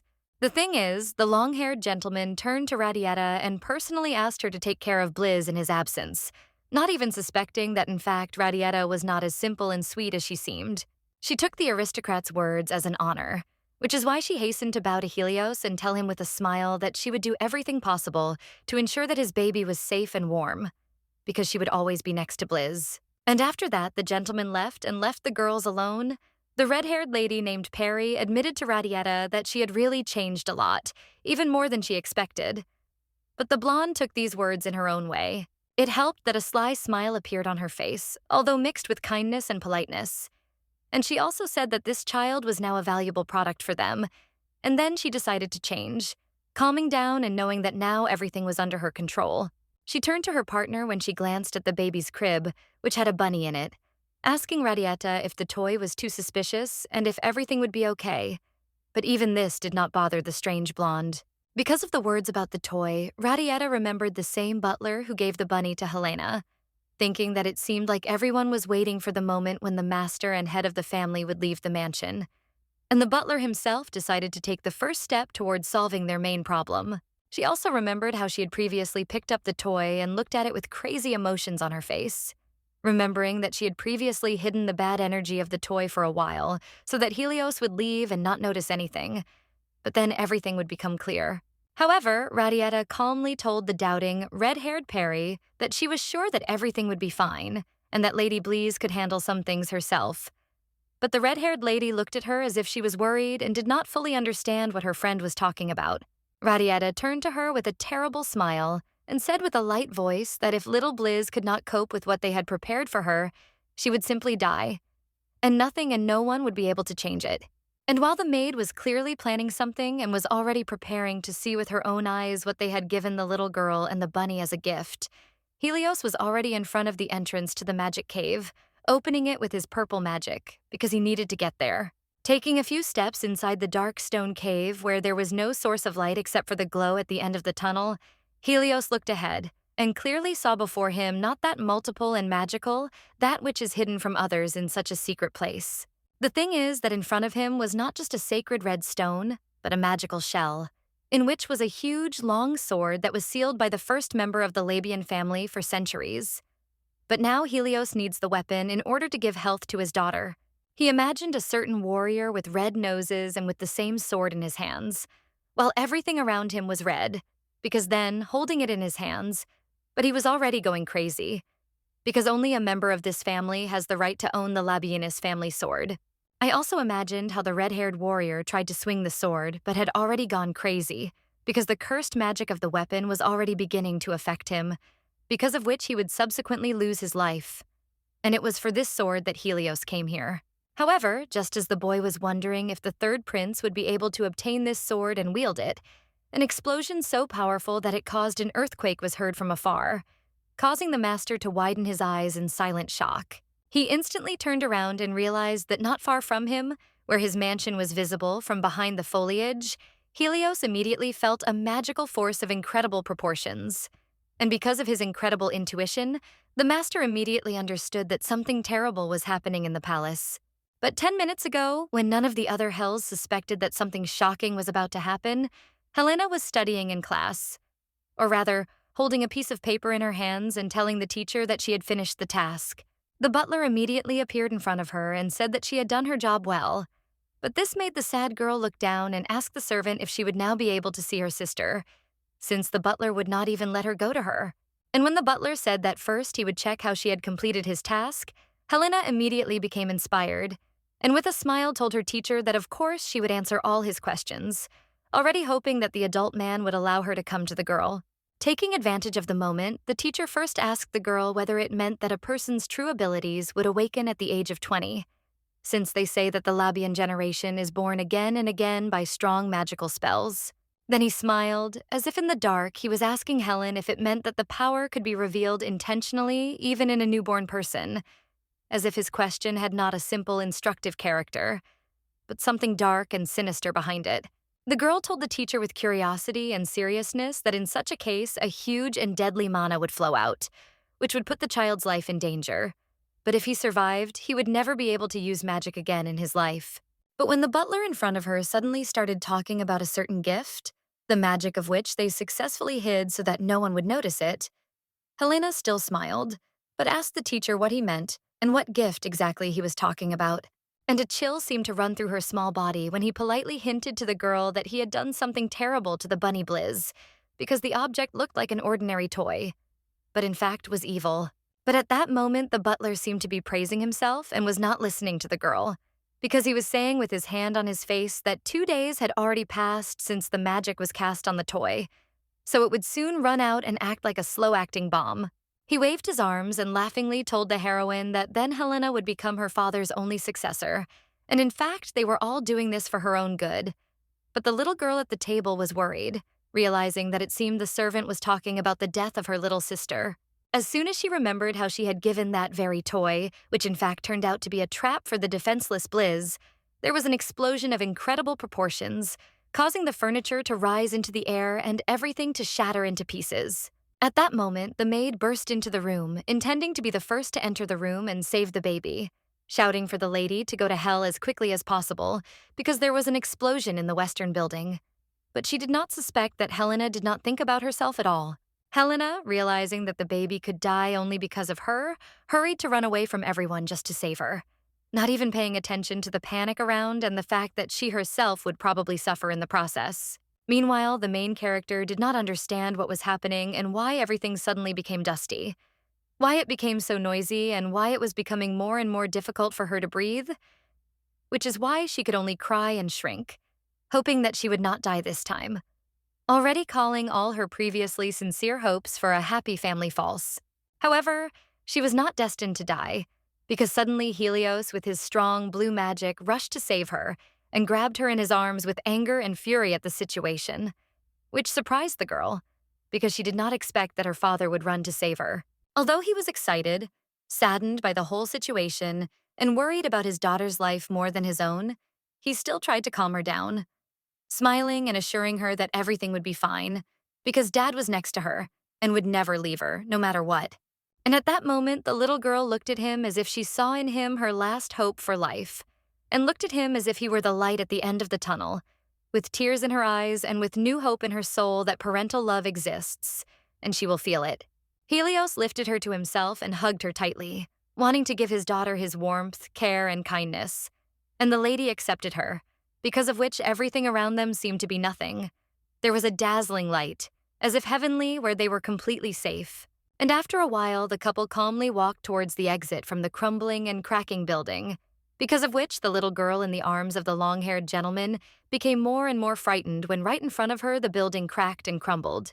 However, suddenly, when she thought that nothing unusual would happen, the girl with Helios suddenly noticed her older sister in front of her, clearly frightened by the whole situation, and she clearly wanted to say something to her dad. Helios immediately asked the little girl what she was doing here and why none of the servants had saved her. And Blizz in his arms was just as surprised by Helena's appearance, wondering how she had gotten here and why she was now standing in front of them.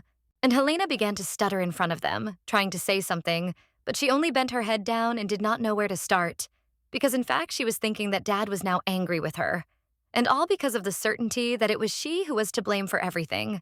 But even in appearance, Helios was not angry, because he was only worried about his daughter, trying to tell her that everything was fine and he was not angry with her.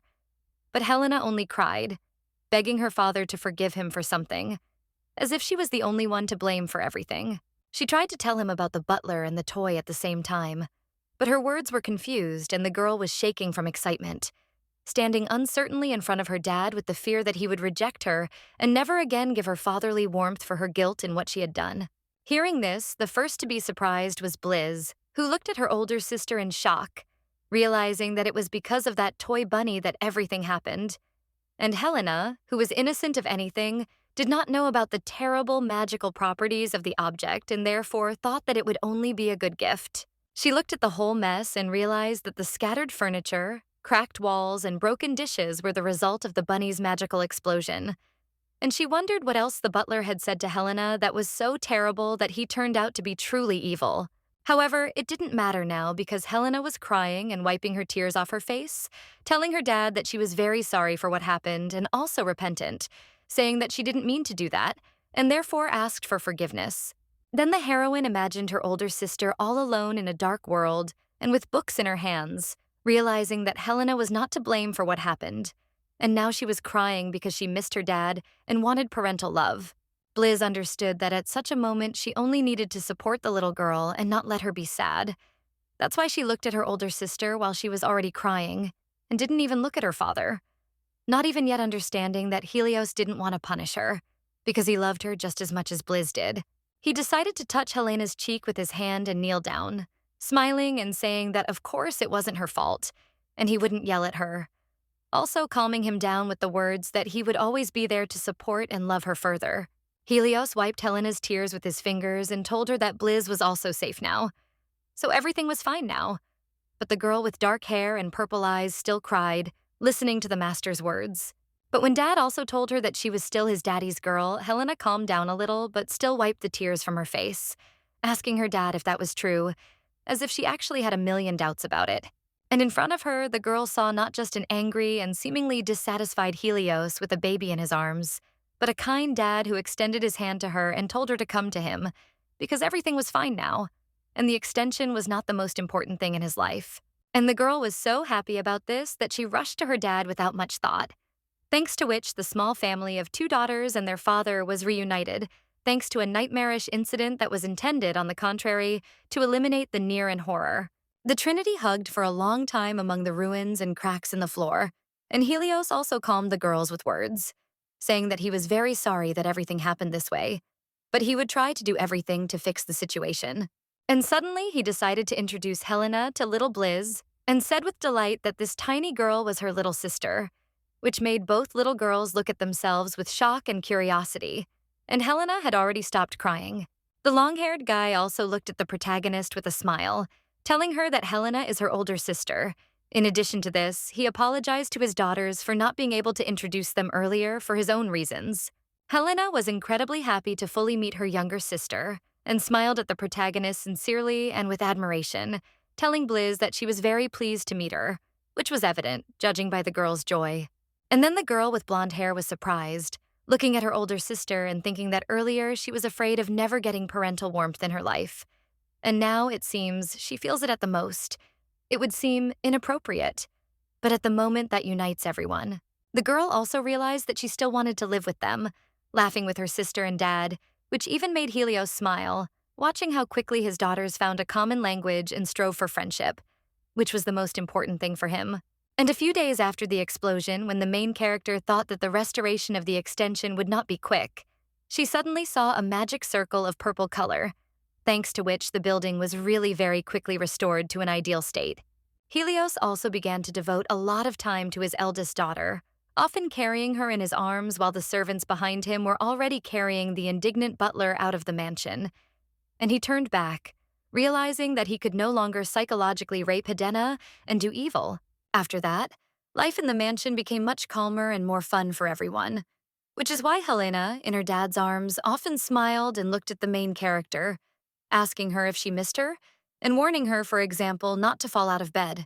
But not everything was so calm and monotonous, because suddenly a small and lively pink cloud with a cute appearance appeared in the protagonist's life, which called her by name and began to smile, as if from happiness. She sat in her crib and looked at the flying pink cloud and did not understand what it was, assuming that it appeared because of the explosion. But suddenly the shell shouted to the baby that it itself was magic. The girl remembered that at the moment when her dad was saving her from the developing building, she heard children's laughter and assumed that it was the same cloud that the little girl had been staring at for days, even when she and her dad and sister were counting a book, and Helios was smiling and didn't even understand where his daughter was looking. And as soon as the girl realized that only she could see this strange cloud and could talk to it, suddenly, lying in her crib, she realized that it could read her thoughts, because when she asked it for a book, the cloud brought her an object in its mouth. She often pointed her finger at him and realized that it seemed that the cloud could not do anything bad to her, and he was completely safe if he still did not lag behind her, only talked to her and carried out orders. The thing is that at the moment when she pointed her finger at him, she decisively said that if he was going to be with her forever, then he needed to come up with a name. And she immediately asked if he wanted to be called a cloud. And as soon as the girl said this, the cloud immediately flew to the ceiling with joy, shouting to the heroine that it was incredibly wonderful, which is why the fair-haired lady looked at him with her mouth open, still pointing her finger at him. She watched as the pink cloud drew a heart in the air, calmly understanding that it seemed he liked his name, and she thought so to herself, still understanding that her body's capabilities were limited. However, when she looked at the cloud that was flying happily around her head, the girl merging into herself realized that with her new friend, it would be much easier for her to overcome difficulties. Remembering the mansion he is in, Blizz wants to quickly prevent the fall of his family and do everything to ensure that she does not live alone, but only strengthens the dubious authority of her duchy. The next day, the main character also thought about how she could help her family, whom she loved very much. She imagined how she was tearing pages out of one book, because she wanted to quickly change the plot of the story for the better. The first thing the lady remembered was her elder sister and the protagonist of the novel with white hair.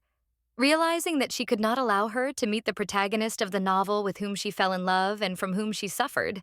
And she also imagined her own house, proudly thinking that it was necessary to increase the influence of the family. In addition, the lady remembered some characters with light and dark hair, preparing for the worst, because there are 20 years left before the events of the novel, and during this time her enemies will use everyone and everything in order to oppose her family.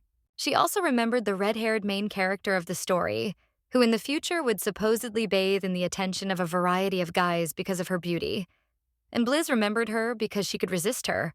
Blizz dreamed of her being happy with her dad and older sister, smiling with them and being as if in a heavenly field with a clear sky, which is why the protagonist understood that she would do anything for such happiness. Motivated, the girl decided to ask the cloud for something, and she extended her hand to it as it flew closer to her, after which she asked it to take her to the butler's room. Meanwhile, in the Duke's office, Helios was already discussing something with the maid, and then he looked at the torn, plush rabbit that Helena Blizz had given him earlier and told Radietta that this item was a disguised artifact that increased magical power. Helios also told Radietta that when he entered the room, he felt nothing. He said that he knew that hiding the toy's energy was the job of the head maid, but Radietta herself remained silent with her eyes closed behind his back. After this, the embittered Helios turned to the maid, asking her whether she wanted to tell him something important or not. And from the tone of his voice and the look in the Duke's eyes, one could understand that he was in a state of restrained anger. Radietta immediately decided to apologize to the aristocrat with words, but the Duke replied that he did not need it at all, but he turned to the servants with an even more displeased look. Recalling the past when Radietta bowed to the Duke in farewell and promised him that she would take care of her daughter, Helios said that at that moment she swore to protect Blizz, but she deliberately hid the toy's evil energy so that it would take effect. Based on this, the Duke asked the traitor how he could now trust her, but Radietta, folding her hands, suddenly said that it was inevitable anyway. The maid looked at her master and told him that the devil himself would soon wake up, and at that moment her eyes glowed red, simultaneously showing coldness and severity towards her interlocutor. With the image of the adult and long-haired protagonist in her mind, Radietta also explained her words, saying that she did it in order to resist the devil. But excited by the maid's words, Helios turned to her and, with his mouth slightly open, said that it was still not decided and even the oracle had not yet descended to them.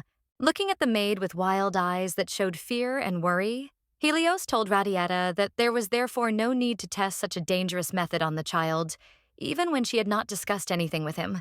But Radietta continued to remain calm, as she once again explained her actions by saying that even if she had asked the Duke about it, he would have forbidden her to do so.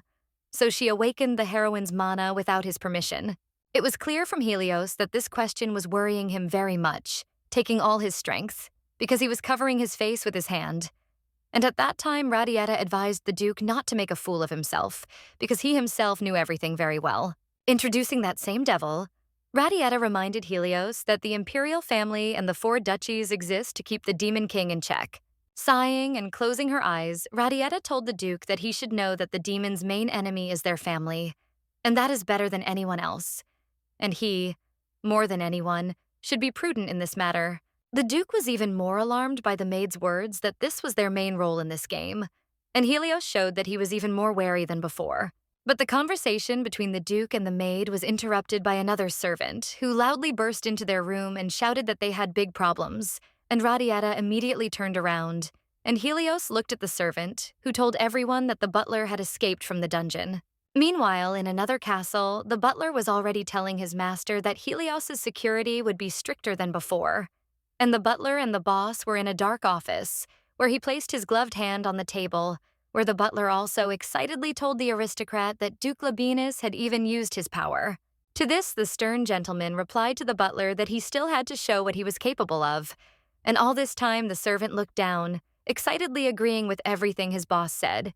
After this, the aristocrat told him to sit quietly until he called him to give him some errands, and the butler immediately bowed, saying that he obeyed him without question. The mysterious figure with black eyes and hair glanced at the portrait of the beautiful blue-haired Shessa on the wall, telling her that her daughter looked very much like her. But Henry still turned away from the portrait, leaning on his arm and smilingly saying that the name Blizz sounded rather funny to him, and the aristocrat could not stop thinking about the main character, who turned out to be much stronger magically. Imagining the explosion of the heroine's great magic in his mind, Heinrich understood that even when the butler failed to complete his task, he was able to find out how great her mana was, that she even managed to survive and only received a slight fright. He thought that if Blizz also had Ed's power, it could further hinder his plans for the future. And at that time, he looked at the piece of paper on which were written short words about how they should overcome the collapse and survive until the next meeting. Meanwhile, in the palace of Helios, the main character had already reached where she asked for the cloud. She was taken to the butler's room, and in it she was able to find among the books the piece of paper with a golden pattern she needed, the business card of the Ed family. Thinking that everything was hidden here better than she thought, the girl decided that she needed this thing because in the original story, it was Henry's people who captured the Labian family. And these are the same people, like dark silhouettes that the main character met. After this, the heroine decided to thank the cloud for its help, telling it that this time it had helped her a lot, and the cloud was happy with Blizz, and that it was able to help her somehow. But she also needed to strive to at least learn to speak. Gradually, the years passed, until 7 years had passed since the heroine made this decision, and she was still growing up in the palace with her family in love and harmony. The main character herself has a more mature appearance. Cute, blue, and long hair, only thanks to which one could definitely call her a beautiful and charming lady. The girl is already 7 years old. She looks matured and still happy, and that is why she turned to the door, already anticipating the appearance of her beloved older sister with sincere joy. She recalled that in the story, it was Blizz who was constantly in the guy's attention, and her beauty even charmed the third prince, Eldian, who looked at Blizz and talked to her as if he was already in love, answering the girl that she had a very funny reaction to everything. Eldian and the main character stood in a beautiful place right in the middle of a clearing, while their clothes were blown by the wind, and her lover told Blizz to wait for him, because he would be back soon. A second handsome guy appeared right in front of Blizz, telling her to be careful, and most likely, he also has strong, loving feelings for the main character, just like Eldian. And then a third lover appeared before the lady, a brunette with green eyes who politely told the lady that she did not have to choose him, but he did not want her to leave him. So, in front of the main character, there were 3 handsome men who have feelings for her, and she knows that in the novel, the main character was subjected to the attention of several men, but something makes her wary. Suddenly, Blizz immediately got up from her sleep, not understanding why she had dreamed this at all, because according to the plot, she should not have so many lovers, and they should all fall in love with Bella, the red-haired main character of the novel. The main character decided to leave her dark chambers into the bright corridor, not stopping to think about this whole situation, because she does not understand why all the guys had strange questions and facial expressions, and why they fell in love with her at all. However, the girl's thoughts were interrupted by the person she saw in front of her. In front of Blizz's eyes stood her older sister Helena, who had also grown up and was already 13 years old, when the heroine was only 7 years old. The girl immediately decided to pounce on her sister, bursting into tears and confessing that she had a nightmare. But when she met Helena, according to the heroine, she felt better, and Helena hugged her sister, asking what kind of nightmare she had. The main character's older sister said sternly and like an adult that she was very sorry that she was not in Blizz's dream. Otherwise, she would have scolded everyone there who would have allowed her little sister to be frightened in front of her. Helena said this to the heroine with complete confidence and seriousness. This made the little heroine even happier, and she reached out to Helena with her arms to hug her for the second time, thanking her for caring so much about her. And in fact, the girl acknowledged that a lot had changed in 7 years. The most important news concerns the imperial family. The fact is that 2 princes died at once, which shocked absolutely all the aristocrats. Rumors quickly spread throughout the duchies that the imperial crown was already covered in blood due to the fight for it. Also, the heroine did not forget about another important fact, which was formed due to the death of 2 princes, and right now there is a war between the first and third prince, Raul and Eldian, and Henry meanwhile became the heir of Ed. This meant that the one who wanted to kill the main character, the head of the Ed dukedom, had gained even more power than he had before, opening up new avenues for himself to create completely new, insidious plans for the Labian family. Also, due to the fact that she knows the whole story of the novel in advance, she already knew that Fabian Gold, who is another main character, was born somewhere, and he has golden hair, just like his father. Meanwhile, the girls continued to talk to each other because Blizz asked her sister if she was busy, after which she told her that it was not necessary to come to her every day and visit. And to this, Helena replied that she just wanted to see her. Misunderstanding the words of the main character, Helena became embarrassed and asked her sister if she was bothering her if she asked about such things. But Blizz replied that this was not the case at all, and that she loved her very much. Blizz even admitted to her older sister that she would spend every day with her if she had the opportunity. And with these words, she hugged Helena while she laughed, agreeing with every word of her sister. After this, the girls decided to say goodbye by waving goodbye to each other. And no matter how happy Blizz was, deep down she was worried about the future of her family. So she tried to play the role of a great daughter. After the lady was in class and the girl was taught by Countess Lantes, who was her personal teacher, and she had a pleasant appearance with brown eyes and hair, along with a sweet face, looked at the heroine and asked her what question she wanted to ask. It turns out that the girl was worried about whether the form of mana written in that book was different from the one she was born with. And the teacher looked at the lady with a smile, understanding what she wanted to ask her. Drawing on the board with chalk, the teacher explained to the curious girl that her judgments were indeed correct, because most likely the form of mana is taken according to the internal indicators of a person. Already imagining the adult main character in her mind, the teacher explained that those who possess mana and see its form are considered blessed, and such people, simply put, are considered magicians. But the girl was alarmed by Lante's words that this was a rarity and only one member of the Labian family had such magic. The heroine was even more surprised when the teacher showed her finger and said that the same number of years ago, this relative, with the help of his power, was able to face the devil. And because of this, the Labian family is now called the strongest family. The woman said that it was the heroine who could have such power. After a short story, the teacher decided that their lesson would end there, which she told Blizz. However, the main character herself could not stop thinking about what the teacher had just told her. She thought about it, because most likely the cloud was with her for a reason. And the lady was even more convinced of this when she heard such important words from the teacher about powers, ancestors, and confrontation with demons. And the cloud only happily told her to study harder. Meanwhile, the Duke was already waiting to meet his business partner, among the gloomy, moving branches of the trees in the dark night. And behind him, someone appeared who told him that they had not seen him for quite a long time. Helios was already turning to the third prince, who stood behind him and told him that it might now be too dangerous for them to meet in the Emperor's palace. To this, the smiling Eldian decided to answer that his brother seemed to have contacted Ed, so why should there be a law prohibiting him from meeting with Duke Labian? At first, Helios did not even understand the meaning of the prince's words. Then the boy laughed a little, saying that it was a simple joke and bowing a little. The polite boy told the main character's father that he just came to say hello to him. After this, the third prince extended his hand and decided to talk about the deal, asking the Duke if he had forgotten about it. And Helios replied that he would definitely give him the magic sword.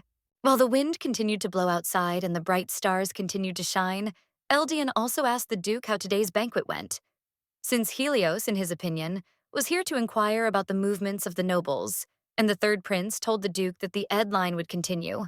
To this, the Duke responded calmly, for he said that he had realized that he had spread this rumor, the name in view of Heinrich von Ode, whom he remembered behind him, also telling the third prince that he did not care which of his children would continue the line.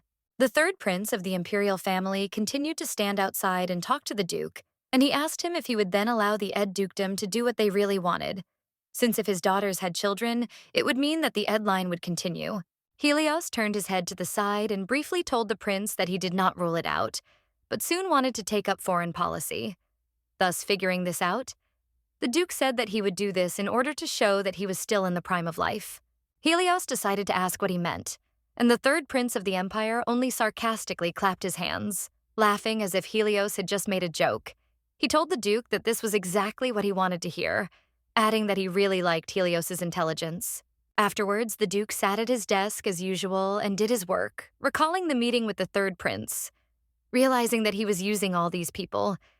But still, it seemed to him that there was more time than there was, and also thought that he did not like serving the prince. But the thoughtful Duke was distracted by a man with a light beard, the elder of the Labianus family named Count Caras, and Helios immediately raised his head to see the face of the one who came to him and asked what had happened. Count Caras did not keep him in suspense for long, so he sighed, told the Duke that he had found out that Helios had been at the banquet, and asked what these rumors were that had spread about the Labian family, while Helios had already put away the papers and was listening to the complaints of his relative. Helios immediately decided to ask the Count if he had come only because of this, and the dissatisfied man jerked his head to the side, starting to say that he had been working for the Duchy of Labianus for a long time.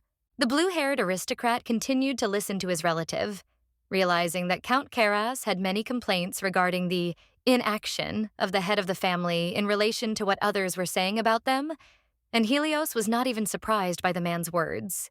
Count Karras continued to stand before Helios in his office and pour out all his dissatisfaction on him, telling him that his daughter, Lady Helena, had the blood of Ed, and because of this, the future of the Labian family was in jeopardy. The man with the white beard did not stop talking, continuing to be satisfied, and he turned his head away from the Duke when he began to talk about the illegitimate child, that is, the main character, trying to convince Helios that she was also ruining the family's reputation.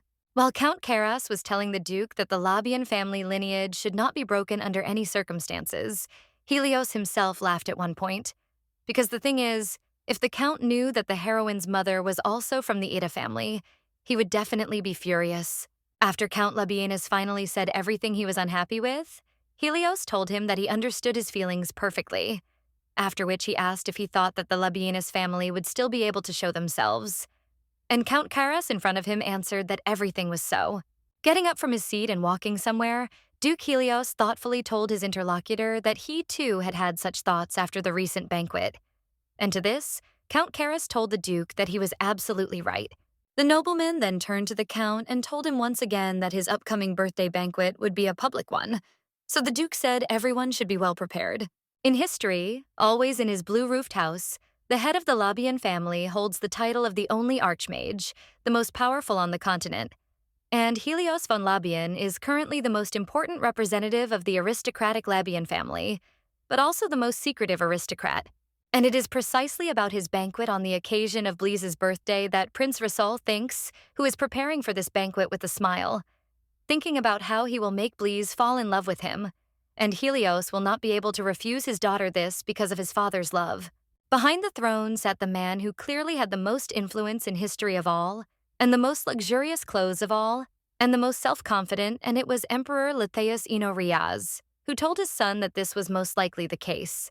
The family ate at the table while the emperor's son continued to talk, and Raul told his father that he really wanted to go to this event to represent the imperial family there, and the boy emphasized that this was Helios's first big event. The emperor turned to his other son, the third Prince Eldian, asking him if he wanted to go to the banquet with his father, and the boy immediately said no, as his brother had suggested it first.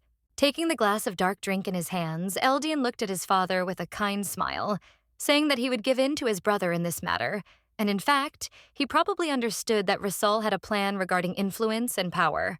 But Eldian's words angered Raul so much that veins appeared on his face, and he was infuriated by his brother's words that he was supposedly giving in to him, which is why Raul thought that his brother would change for the better. But it turns out he was wrong, and now he has to go to the banquet with his father's permission. Raul raised his head to see his brother's reaction to their father's decision, but surprisingly, he was looking at a calm Eldian who was cutting his food on a plate, as Raul wondered if he would be able to relax with the support of the Labian family. The first prince of the imperial family kept his eyes on his white-haired brother as he feigned a calm and indifferent attitude towards everything, and he wondered what Eldian would do if he also received support from the influential Duke of Helios. Meanwhile, the main character of the story was sitting on the sofa in the mansion of Duke Helios in a beautiful blue dress, thinking about her family, and she was completely alone, so nothing prevented her from thinking as deeply as possible. The main character also realized that what is inaccessible to knowledge takes the form of magic and opens the way to it. And the girl realized that if she wants to get magical powers, then she needs to work hard to awaken them. The girl thought hard about this, and when she first learned about it, she immediately wondered if she had such power, because she was also from the Labian family, and the heroine was constantly asking these questions, and therefore she urgently wanted to know the answer to them. But suddenly, Blizz remembered the same dream that she had recently had, and she remembered the faces of all those who bowed to him in love in their sleep, thinking that lately she had also been having strange dreams that were difficult to explain. The main character clearly remembers the face of the one who first approached her, saying that he would return because he had silver hair and deep blue eyes, which were decorated with a sweet smile of a guy on his face. Blizz also did not forget about the second guy who was in love with her in her dream, because he had golden hair and eyes, and unlike the first, he appeared suddenly, also showing concern for the heroine, as if they were already a couple. The last person the girl saw in her dream was a guy with dark hair and green eyes, who even held the main character's hand, as if he wanted to get special attention or respect from her. All this confused her, but the girl decided to calm herself down, assuring herself that perhaps she dreamed of them because she knew them and was not sure of her judgments. so she would simply stop paying attention to it, because now this was not important.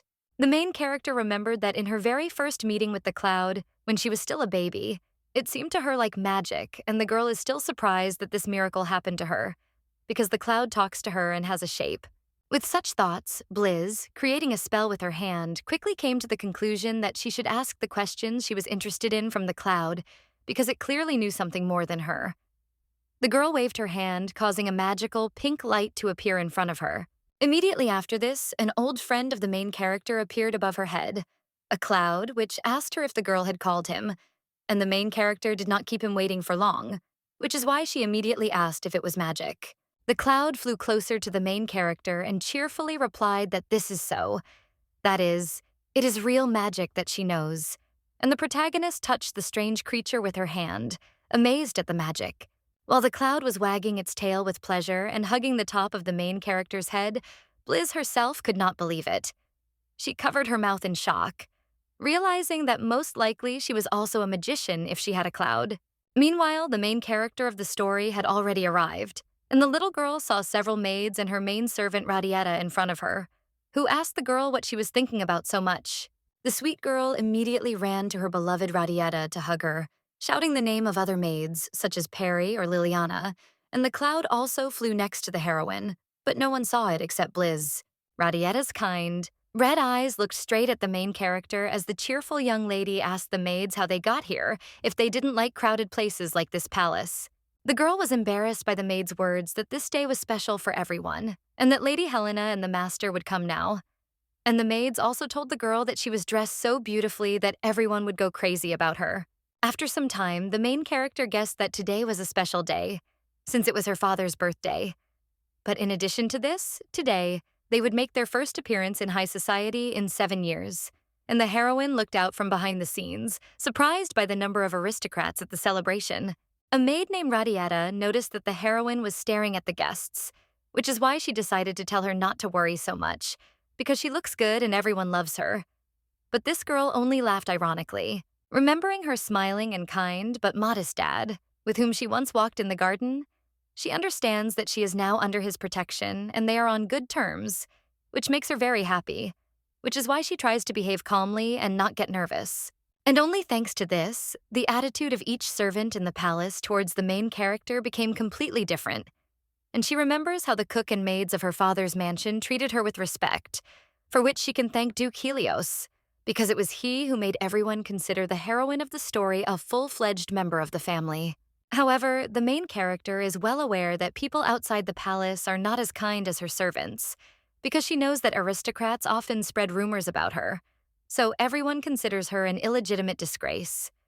Blizz remembers that even her sister in the story did not treat her like a sister, for which the butler can be blamed, who, fortunately, is already in prison. The girl thought that this could cause problems in their family, and the heroine suggests that this is why Helios arranged the banquet to show that everything is fine, and his children are not yet broken by grief.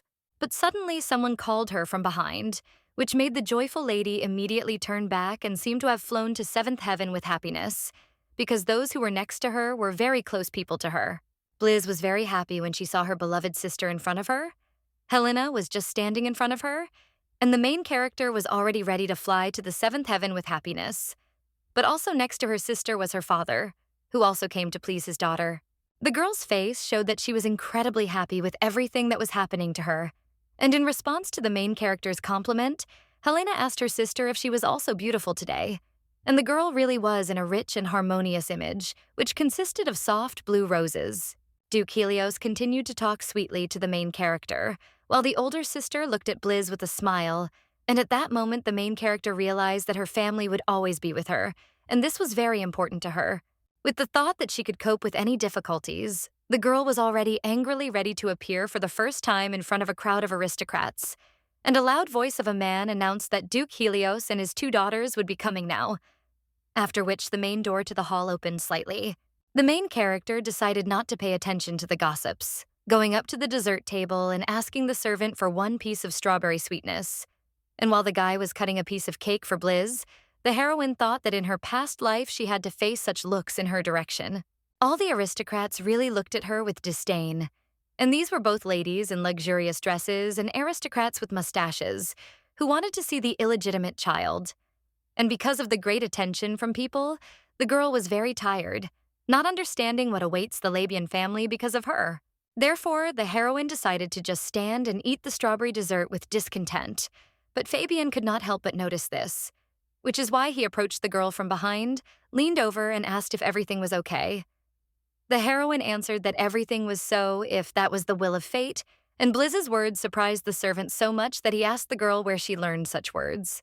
Blizz was in no hurry to answer her subject's questions because she remained silent, looking at how her father was surrounded by various aristocrats when they all had a nice conversation with him, which was not surprising because Helios was the hero of the occasion. The main character also watched her older sister, who played in the company of her peers, and in her company there were different aristocrats.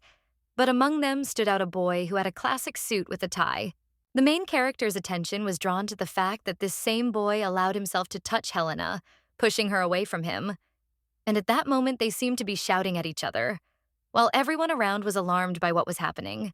The first to notice the stunning event was a servant named Fabian, who watched what was happening with his mouth open and seemed to have turned into a statue, not believing his eyes, which saw that someone had pushed Helena.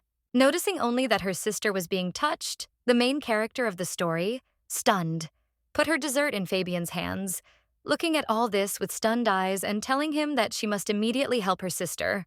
And Fabian was no less surprised than the girl herself. The small and short main character immediately approached the boy and Helena, drawing attention to herself. And Helena looked at her sister in surprise, not understanding what was happening, and the young aristocrat did the same. The main character dared to appear right in front of the boy, point her finger at him, and angrily ask who he was that he allowed himself to touch her sister. And the girl was so angry and furious that she would not leave this situation just like that. The guy looked at the heroine with such a mockery and a wide smile that everyone instantly felt uneasy, because the bully looked at Blizz and told her that he was just cleansing Helena with his healing power. After that, the young boy turned to Helena with the same smile, saying that he forgot to introduce himself. And the guy also said that he is Frey von Agenta, and he can use the power of purification better than Helena herself. After introducing himself, Frey continued to say that they should forgive him for his rude behavior. But the healing magic that Labian's successor could use was only available to blood relatives. The main character was behind Helena, but this did not mean that she was afraid, and the lady was very angry, realizing that Frey wanted to humiliate her sister, showing that he had this ability, but she did not.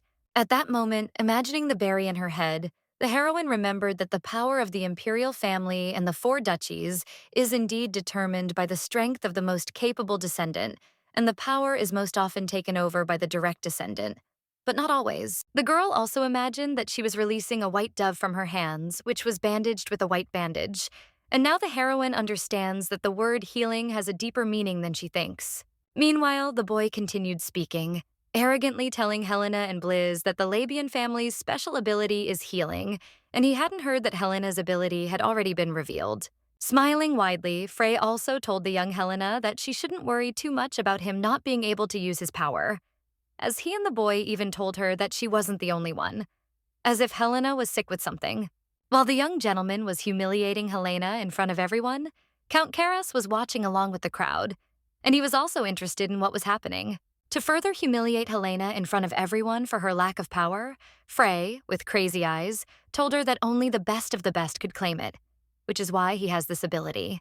But the main character was not going to tolerate this, and she clenched the fabric of her dress into a fist, realizing that although she was small, she was smart enough to put the impudent man in his place. As the sunlight fell beautifully on the main character, she firmly and confidently reprimanded Frey, telling him that he was going too far. While in the hall, which was incredibly beautifully decorated and prepared for the banquet, the main character continued to say that today's celebration was arranged on the occasion of her father's birthday, as well as to strengthen the unity of families. Despite Helena stopping the main character, she continued to point her finger at the boy, telling him that he had said very rude words. Meanwhile, Count Karas listened perfectly to the words of the young girl and could not understand where she had already learned this, and how she could point out the mistakes of people at such an age with such confidence. And for him, this was very commendable. The little girl kept pointing out to the older boy that his behavior was only laughable, when Frey couldn't understand how a little girl could talk to him like that. But the main character was already losing her temper with rage, screaming and asking the young master why he was touching her sister at all and why he was insulting people, chatting left and right about this healing, and this frightened Frey very much, which is why he moved away from her step by step. Suddenly, Helena decided to also stand up for her younger sister because she went to Frey, telling him that Blizz was right, and the heroine was surprised by her sister's behavior, which is why she looked at her in amazement. Standing right in front of the boy, Helena told him that, as is well known, family power is passed on not only to the closest descendants, he also has the right to it, and it is noticeable from Frey's face that his ego is a little lowered.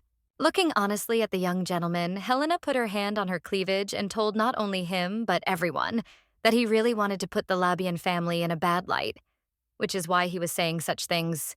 Helena also placed her hand on the protagonist's shoulder, continuing to tell the aristocrat that he had started to touch on personal topics of the Labian family members, which was even more punishable. The two sisters kept close together while Helena pointed out to the aristocrat that insulting her sister, even in the presence of others, was very low and ill-mannered, as for a nobleman. However, the main character was more surprised that her older sister told the offender right in front of her that he should acknowledge Blizz as the legitimate child of Duke Helios, and also apologize to her for insulting her. Helena looked at Blizz in exactly the same way, showing her smile and love, and the heroine of the story realized that she had never protected anyone. But for her own sister, she was ready to do anything. Also looking at Frey, the girl realized that he was even more embarrassed than she was when he humiliated her, and Frey looked confused, trying to cope with the shame he felt. The girl noticed that all the aristocrats at the party were already anxiously gossiping, telling each other what had just happened, and that the main thing for Blizz now was not to lose face and get out of a difficult situation. Sighing, the small blue-haired lady began to tell Frey that she understood everything perfectly well, and that she realized that he, like no one else, was proud of the Labian family. Raising her head and speaking louder, the girl warned the frightened young man that he was doing wrong, and the heroine also asked him to apologize once again if he cared about Labian's future. The main character continues to think that if Frey admitted his mistakes, he would understand what a bad person he was, and Blizz looked closely at the guy, who hesitantly wanted to say something, and therefore opened his mouth with sweat on his face. As the girls expected, Frey bowed low before them, saying that he had indeed made a mistake at such an important event, and the heroine of the story was happy because her easy plan had worked. Suddenly, the awkward situation was interrupted by a tall man, and that man turned out to be Helios, who walked up to his daughters and told them that they had done a good job of putting Frey in his place, and the girls were surprised by their dad's arrival in the middle of the conflict.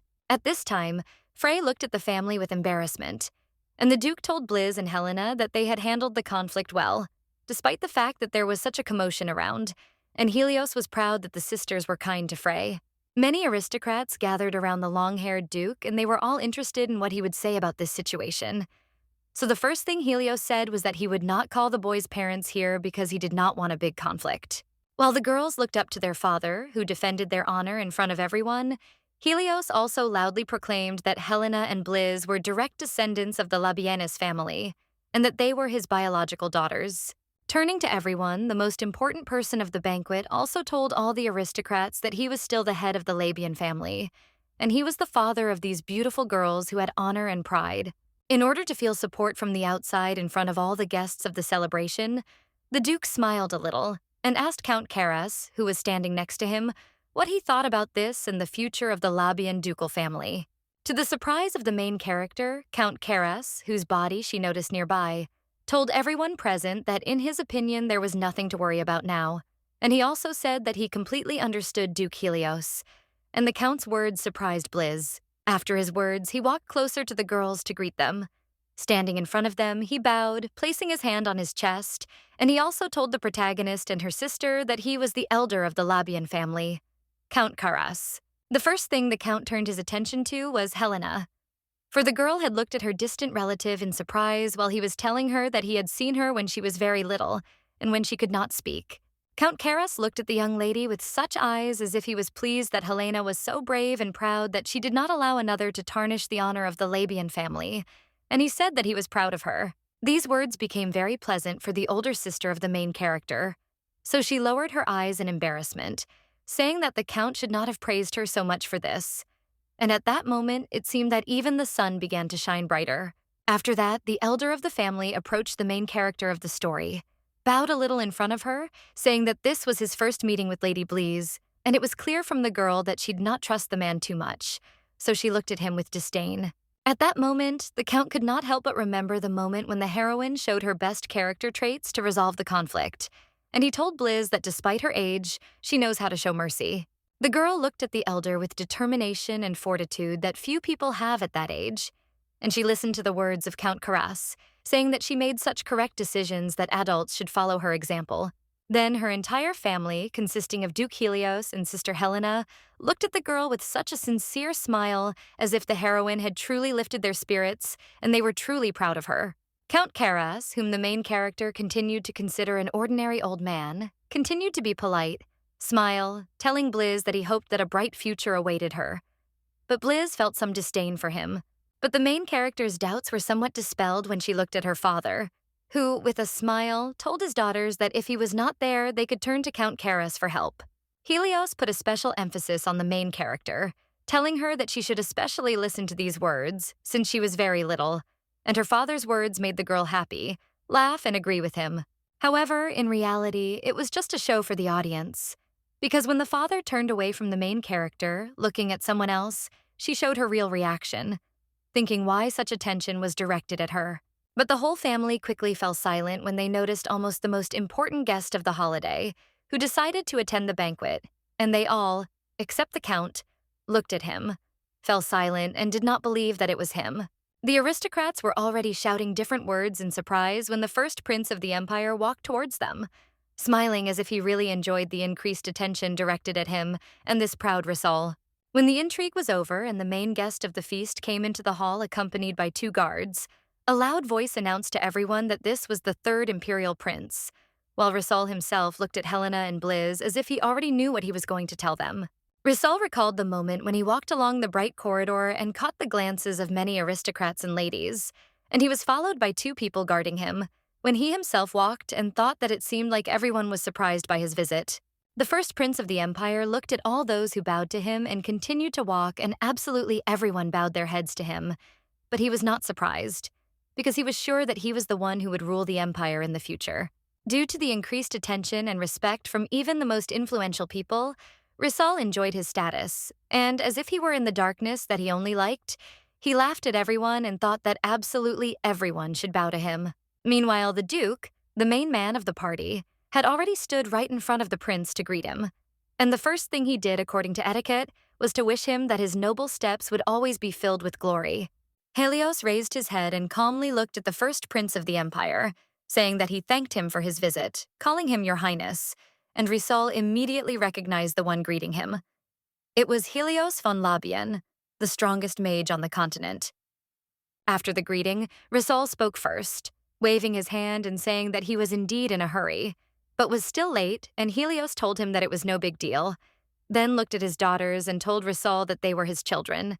The first to greet the prince was Helen, and she made a polite curtsy, taking the fabric of her dress in her hands and bowing to the first prince. And then the little girl aristocratically said that she welcomed him to this holiday. The girl also bowed her head beautifully, saying that she was sincerely glad to see the prince at such a celebration, also saying that she was Helena von Labian, the eldest daughter in the ducal family, and Raul immediately paid attention to her. It seemed that Raul looked at Helena with a slight mockery and arrogance, and while the girl was saying something to him, he only thought that she looked pretty good, and she was even suitable for the role of his wife. But Raul decided not to focus on just Helena, because he came closer to little Blizz, thinking that this was Helios's second illegitimate child.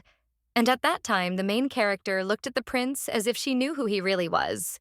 Blizz couldn't help but curtsy, so she also politely greeted the most important guest, telling him that she was the 2nd child in the Labian family, also saying her name and lowering her head down as a sign of respect.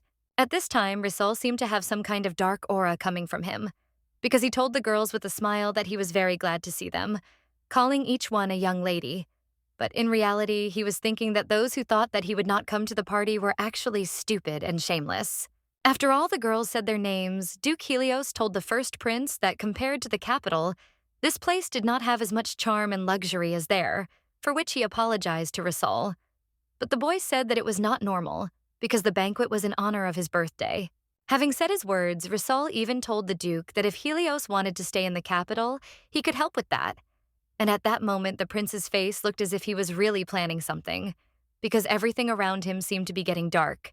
Looking at all the high-quality and aristocratic furniture that was in the banquet hall, the first prince of the empire actually thought that if the Duchy of Labianus, which remained neutral, supported him, he would also receive support from the other 4 duchies. Rasul continued to look at Duke Helios, thinking that it would be difficult for him to refuse such an offer. And Helios continued to remain silent, looking at the guest and realizing that with his offer, Rasul wanted to implement some plan. But suddenly, too confident in his plans, the first prince extended his hand to Helios and beckoned him with his index finger, thinking that he could greatly help him and also benefit from him. But Helios was unapproachable, confident in his decisions. The small but cunning boy extended his hand to the Duke, indicating with his index finger that he should go to him and hinting that he should agree. But no matter how hard Rasul tried to subdue the Duke with his offer, Helios himself told him that he only thanked him for it. After that, he turned and told the first prince that since he was here for the first time, he would now show him the mansion. And when Helios asked Rasul to follow him, the boy himself looked at him with incomprehension and disappointment. The first prince of the empire was displeased that Duke Helios had left only one vague answer to his lucrative offer, as it was evident from his dissatisfied and thoughtful face. But he still followed him further, looking at the Duke.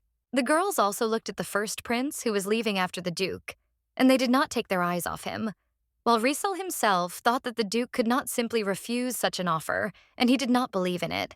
In fact, if we recall the original plot of the novel, Rasul, with a tail on the back of his head, never came to power and did not become the heir due to the fact that there was an invasion of Eastern monsters, and he never returned from the war. The guy who, according to the plot of the novel, did manage to become the new emperor and king of all lands was the third prince, Mr. Eldian, who came to power thanks to his father's fortune. But this is just an original story in which he got the imperial crown on his head. However, this is not the case at all, and it turns out that Eldian, who is considered one of the main characters of the original story, was very cruel and childish, so the bloody murder of Rasul became his crime. The main character continued to look at Rasul, realizing that he and his brother Fabian had died at the hands of Eldian. But at this time, he didn't even suspect his death, looking at Helena with a sly grin, as if he liked her. The main character couldn't help but notice the strange looks from the first prince, and she also looked at him with contempt, not understanding who he even thought he was and why he was looking at her sister like that. From her anger, even the world around her loses its bright colors. However, the girl decided to take a deep breath and exhale, realizing that now she needed to calm down and take some measures, and not think about what a fool Rasul really was in real life and in the novel. Also, thanks to the novel, the main character already knows that the cunning and treacherous Rasul has already received support from Edgar, but apparently this is not enough for him if he wants support from her father, who is actually influential. All that was left to do was watch closely as the smiling first prince, accompanied by her father, temporarily left the banquet to see the beauty of the castle, and the heroine thought that Rasul needed to quickly open his eyes and understand that they were not going to be led by the imperial family. The main character couldn't even control herself from anger, and her hair stood on end from anger, and she herself clenched her teeth. And this is what the girl's older sister noticed, after which she told the heroine not to worry, since Dad would come soon. But Dad was not there even when the banquet had long since ended, and the girls were already in their pajamas to go to bed and fall asleep. And the heroine, with a gift in her hands for her father, continued to worry, while Helena tried to calm the girl with words, although she was also worried. The main character was even more enraged by what the maid Radietta said, because she came to the girls to calmly and with her eyes closed convey their father's words that they should go to bed. And this outraged little Blizz. The main character is a little upset, but more angry because from the very beginning she wanted to personally give her dad the gift she was looking at, and it was lovingly packed in a pink box with a beautiful bow. The silence of her sister interested the young, smiling Helena, which is why she leaned towards her sister with a grin and asked her what was in that box. But Blizz was not going to tell all the secrets to her older sister. The main character sweetly replied that she was keeping it strictly a secret, but if she wanted to see it so much, he would show her what was in the box only for her. And the heroine's joy made Helena happy, which made her smile too.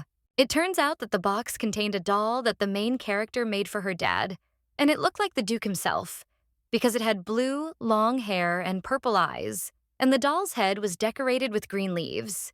But when Helena saw the doll, her face was clearly shocked as she looked at the homemade doll with wide eyes, telling her sister that this gift was very interesting, and Blizz did not understand what was wrong with Helena's face.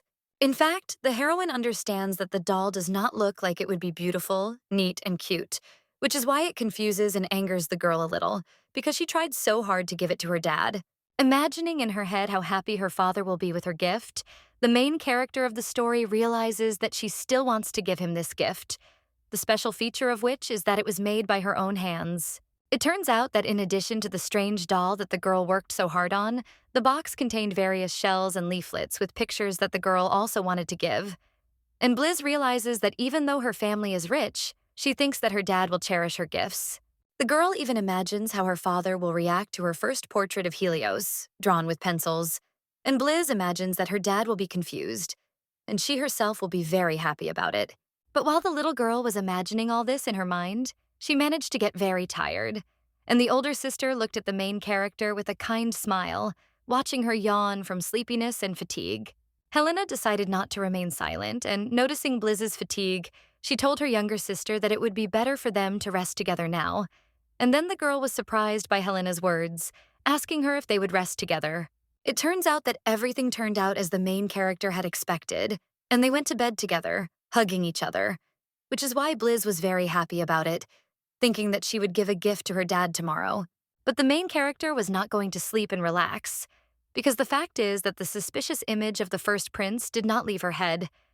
So Blizz understands that she must get rid of him, because he is only a problem here. Meanwhile, Raul himself, accompanied by Duke Helios, was already finishing his walk around the mansion, and he turned to the aristocrat.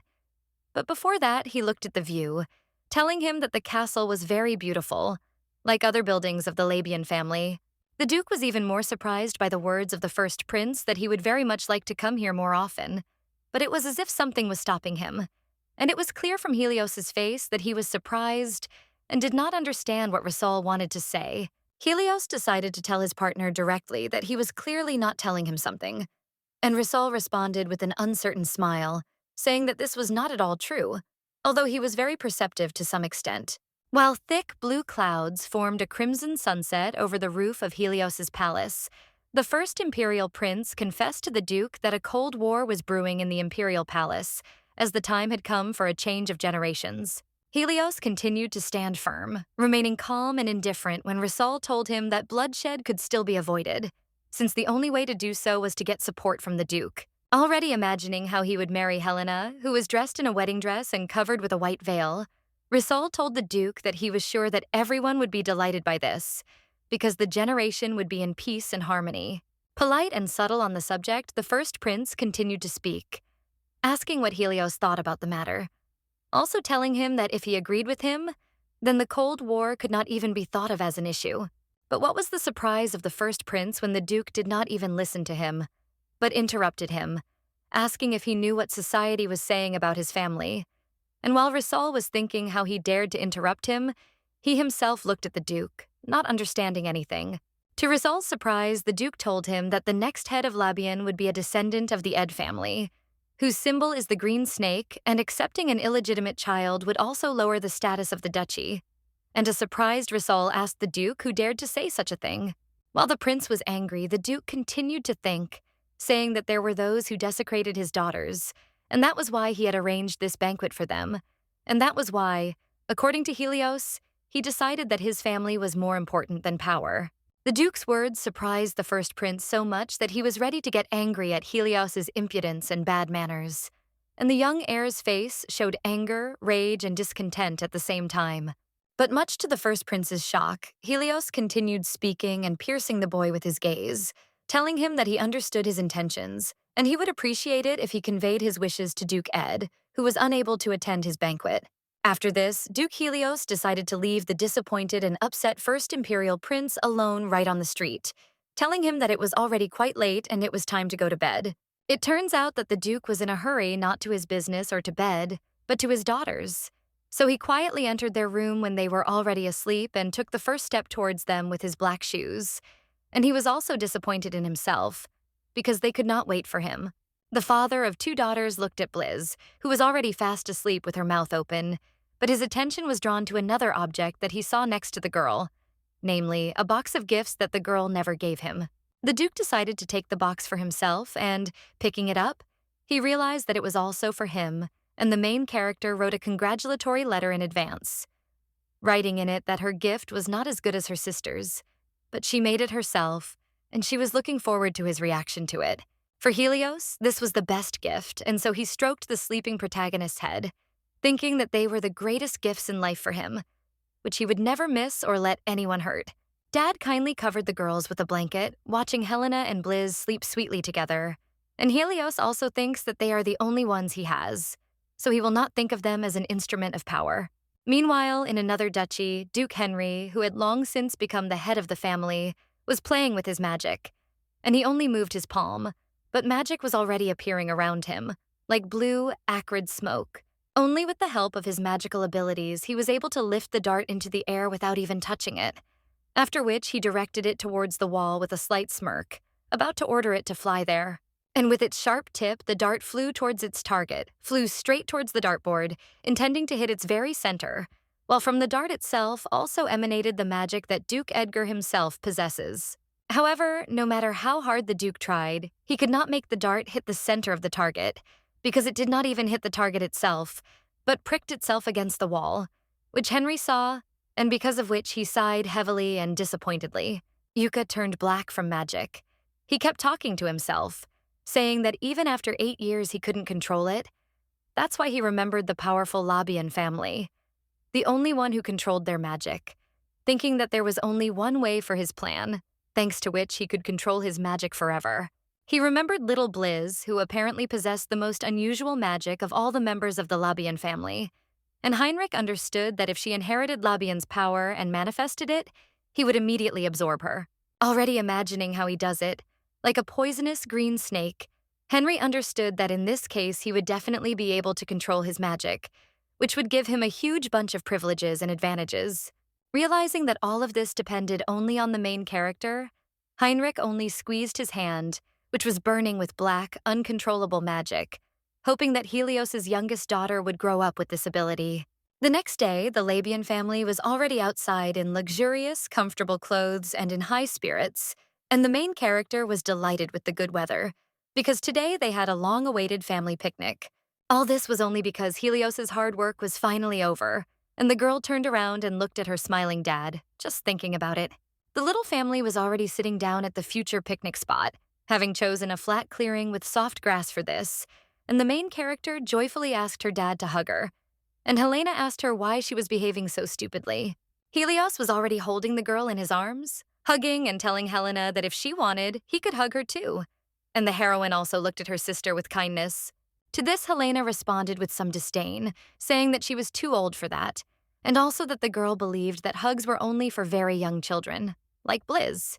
But Helena had a way out of this slightly awkward situation, because she extended her palm to her dad and sister, intending to say that she had another solution for this. Closing her eyes and showing her displeasure at just being hugged, the girl said that if her father wanted to touch her, the best way for him to do so was by touching her hand. And so the little family walked on through the grass, while Helios looked at Helena with a smile. And the main character thought that even if her older sister thought that she was an adult, she was still just a child. The joyful girl continued to splash out her joy, telling her dad that today's sandwich would be incredibly delicious, and Helios did not understand his daughter's words when he asked her about it, but the girl no longer cared.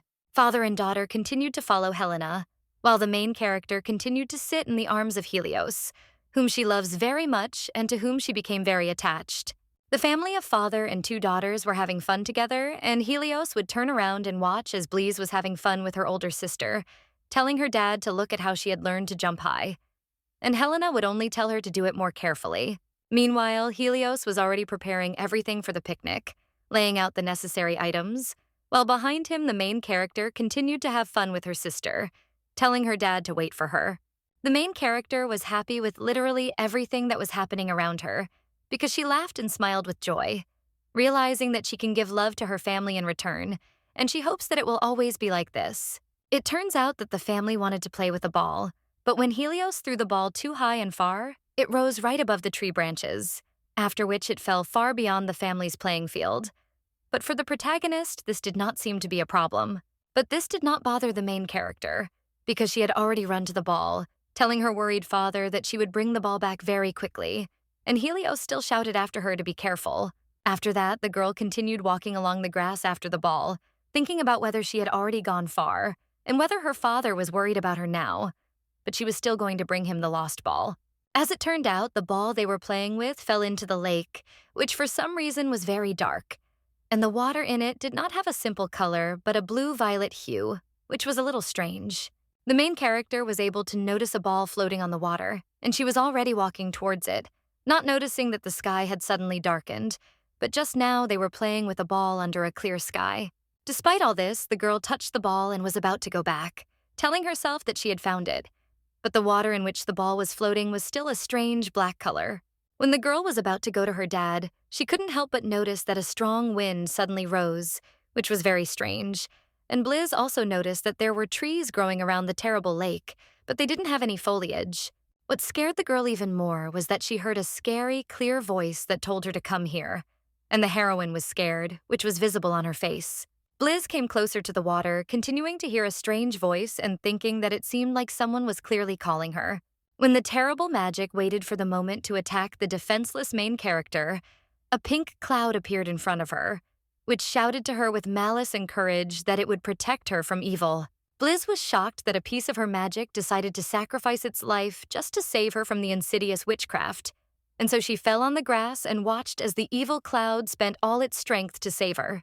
Suddenly, the main character of the story noticed a suspicious tree from which strange magic seemed to emanate, and she realized that at one moment a strong wind blew. Everything around became dark, and this tree seemed to be calling her. Meanwhile, the girl's father was already looking for the main character everywhere, because he was shouting her name and calling her to him. But she did not respond, which alarmed Helios, and the aristocrat was increasingly worried about her, because he understood that something was wrong. But he didn't have to search for long, because thanks to intuition, the gusts of wind and sounds, he quickly found her near a tree and a lake. Noticing that Blizz was lying on the ground, calling out to her dad in response, and at that moment, Helios seemed to feel a light that eased his anxiety. Helios was able to quickly come to the main character to find out what happened and provide assistance. And Blizz immediately told her dad that she had witnessed something strange, which the worried dad asked her about again. The Duke immediately turned to the mysterious tree, realizing that his daughter was talking about this, and he also saw how it emitted strange energy. And Helios, as an experienced magician, was able to quickly understand that this was devilish energy. The heroine's father took his daughter in his arms, not taking his eyes off the tree, because he thinks that his servant, Radietta, was right when she said that the devil's omen is so strong that it penetrates through protective magic. To calm his daughter, Helios stroked her hair, thinking that the protective seal had definitely weakened, and if that was the case, that Blizz, who saw this, would have to seal the devil and save everyone. After this, Helios decided to put a seal on this place himself so that the demon's magic would not penetrate the world. And while he was casting a spell, he swore to himself that the heroine would not have to fight this alone, and that he would protect her to the end. The main character was touched by her dad's words when he looked into her eyes and promised that he would always be there for her. And this made Blizz touched and look at him with sincere, happy eyes. The situation was resolved in the end thanks to Helios's magic circle in the sky, which prevented the dark magic from harming Blizz and spreading, and the father breathed a sigh of relief, realizing that this time everything worked out. After this strange incident, the family decided not to discuss it because they had a quiet picnic, after which they returned to the castle, where Helena tried on the brooch while the heroine of the story told her whether it sat crooked or not. Helena adjusted her hair ornament, after which Blizz told her sister that it looked very beautiful and elegant on her now. And Helena was pleased with the girl's words, for which she thanked her.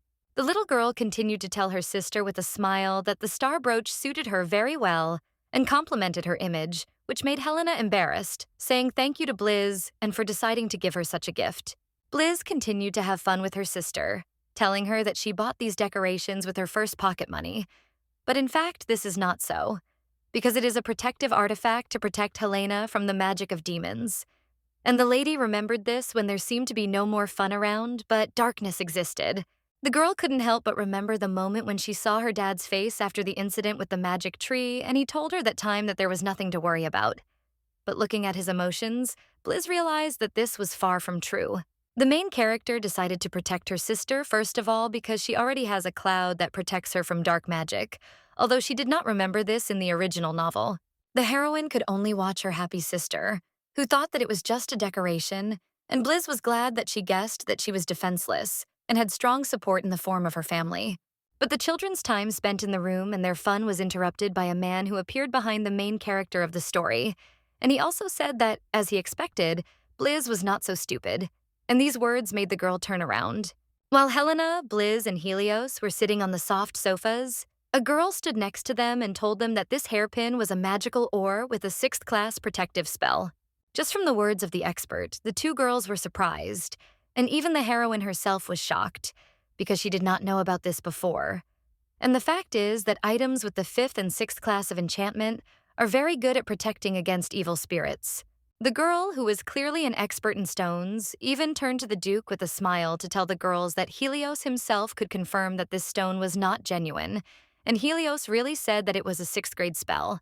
Helena was a little embarrassed by her sister's slight deception, and she sheepishly adjusted the hairpin on her face, while the heroine insisted that she wear it everywhere even more, and Helena adjusted her hair with her hand and replied that she would do so.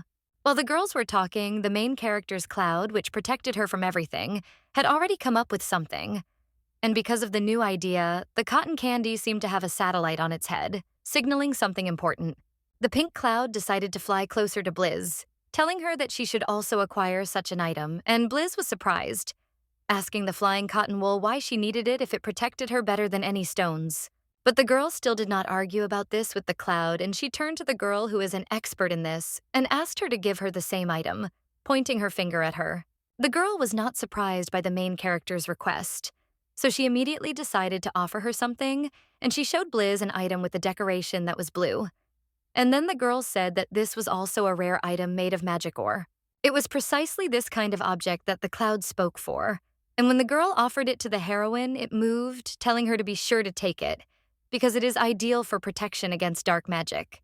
But the main character still had doubts, which she told the cloud, and then it answered her that this was an ideal item because if the magician poured his mana into it, this thing would turn into a weapon capable of piercing any metal. After these words, the girl took the strange object in her hands, examining it from all sides, and she was very interested in how it could protect her. But she believed the words of the cloud more than her doubts. Continuing to examine the object in her hand, the girl understood that even if she lost it, she would be able to find it almost always, which is a very good feature, and Blizz decided that she would take it. After she made the decision to take the strange but necessary item with her, Blizz turned to the strange item seller and told her that she was taking it, then asked how she got it, and the girl replied that she had worked hard for it. The girl did not bombard the girl with questions, but complimented her, saying that at first she just wanted an artifact, but in the end she got something more. And to this, the blonde girl replied that she had addressed the right person, also approaching her closer. The mistress of the castle decided to sit on the sofa, saying that in that case she was very glad to be of service, and after that she asked the main character if she could keep secrets so well. The mademoiselle with the blonde hair and unusual ears continued to look at Blizz, asking her if she was tired of hiding something from her father, and the lady was an honorary jeweler, and her name was Biella. In fact, Biella, with blonde hair and pointed ears, is an elf, and she, like many other elves, has an unusual ability that allows them to see a person's soul, that is, his true essence. And thanks to this, Biella learned that Blizz hides a lot from his father. Also, due to the fact that Biella is a pure-blooded elf, she was able to easily recognize the identity of the main character with red hair in the story of the novel, which only she and no one else could do. In the novel, Biella, who loved interesting things, became interested in Bella, the novel's protagonist, who was unlike her, and then used her connections to make her the queen of society. And knowing this in advance, Blizz realized that if Biella took her side, she would be very successful in everything. Understanding this, several times a few years ago, she asked her father to bring Biella to Labian to see her, and Helios was very surprised at that time, because at that age, children were usually interested in something simpler and more childish. For example, reading books with their father. And so, when the little main character was already running to Biella, who was in the carriage, she was sure that the elf would support her in everything for only one elementary reason. The girl remembered how Biella greeted Blizz with a smile and kindness when she first saw the heroine's soul, And Blizz knew that she would be kind to her for the reason that she herself was very similar to the kind main character in everything. Returning to the present, the girl continued to hug Blizz as if she were her own sister or daughter, and the heroine could not even imagine that she would become so attached to Biella. After which she answered her that the fact that she had grown up was really very sad. At one point, the main character moved away from Biella, who constantly wanted to hug her, after which she asked her how things were going with her one thing, and Biella only sighed, saying that such cold-bloodedness towards her upsets her very much. Due to Blizz's requests, the elf took out of her pockets the very card that the girl had stolen from the butler's office on the day he was fired, and Biella said that it was difficult for her to learn more about it, but she learned how to use it. The heroine refreshed her memory, remembering that 7 years ago she found this business card of the Information Guild in the butler's room, but she never used it because she didn't even know what it was for. But the heroine knew that if this Information Guild fell under the power of Heinrich, everything would be worse. The girl herself asked Biella about this card because she knew that this girl travels a lot, collecting all sorts of information about people and what they do, which is why she imagined a map with red marks. And thanks to this, the main character was able to learn from Biella's gesturing hand that the head of the guild always accepts people with these cards when the full moon comes, and Blizz realized that her work had borne fruit. The girl continued reading the card while Biella told her that the full moon was today and the next one would be in a month, which was very late for the heroine of the story. And Biella also said that the only way to see the leader was in a special place.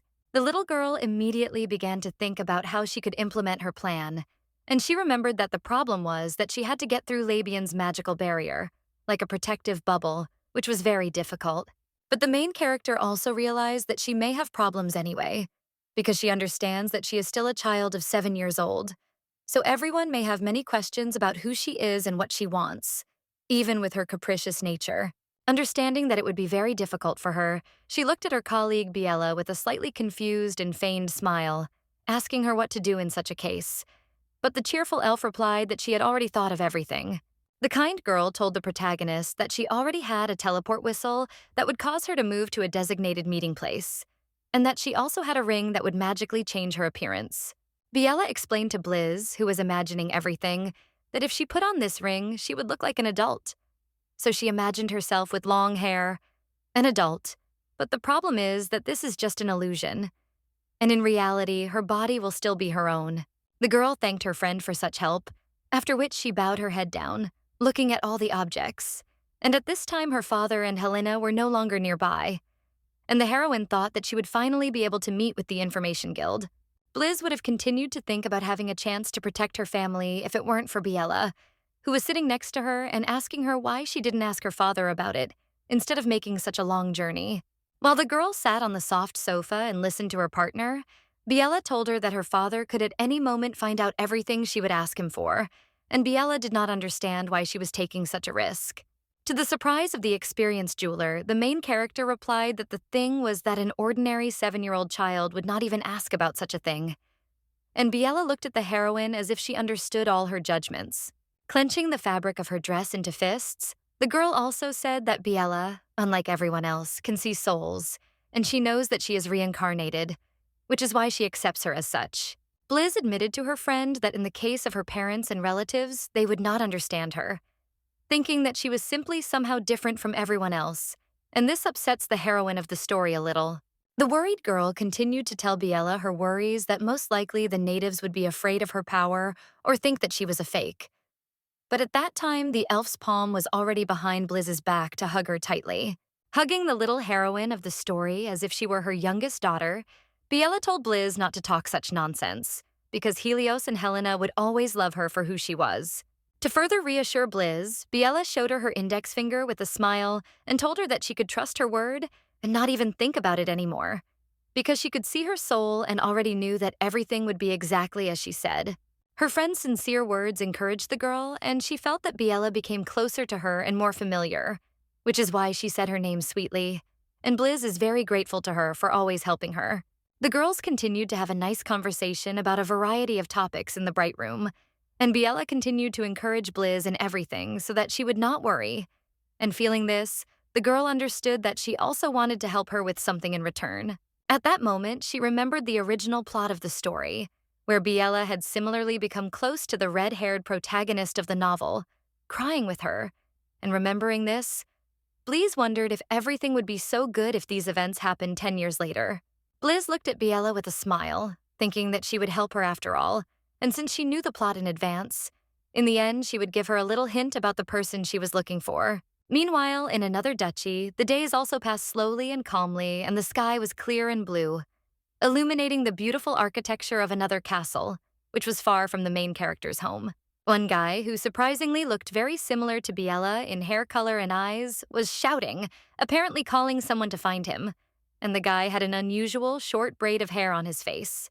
It turns out that the servant called the one who was sitting under the tree and reading a book, and he told the golden-haired boy that he couldn't just ignore him, because he always accompanies him everywhere. The boy turned out to be Fabian von Gold, who is the direct heir to the Gold family, and the teenager continued to calmly read the book, shouting at his subordinate that he was late with his work. But the little gentleman still decided to get up from the roots of the tree, tiredly asking his guard if it was his fault that he could not keep up with him. But the fair-haired knight was a little hurt by these words. He turned back with a smile, saying that it was not his fault, as if he alone was to blame for this. The boy in blue clothes named Fabian is very unusual, because in history everyone says that he was born with a blessing from the spirits, and therefore he and his whole family have supernatural powers that allow them to get rich without even doing anything. The guy with the pigtail continued to look at his master, thinking that Fabian was also born with such a feature, thanks to which he would have several times fewer problems than others.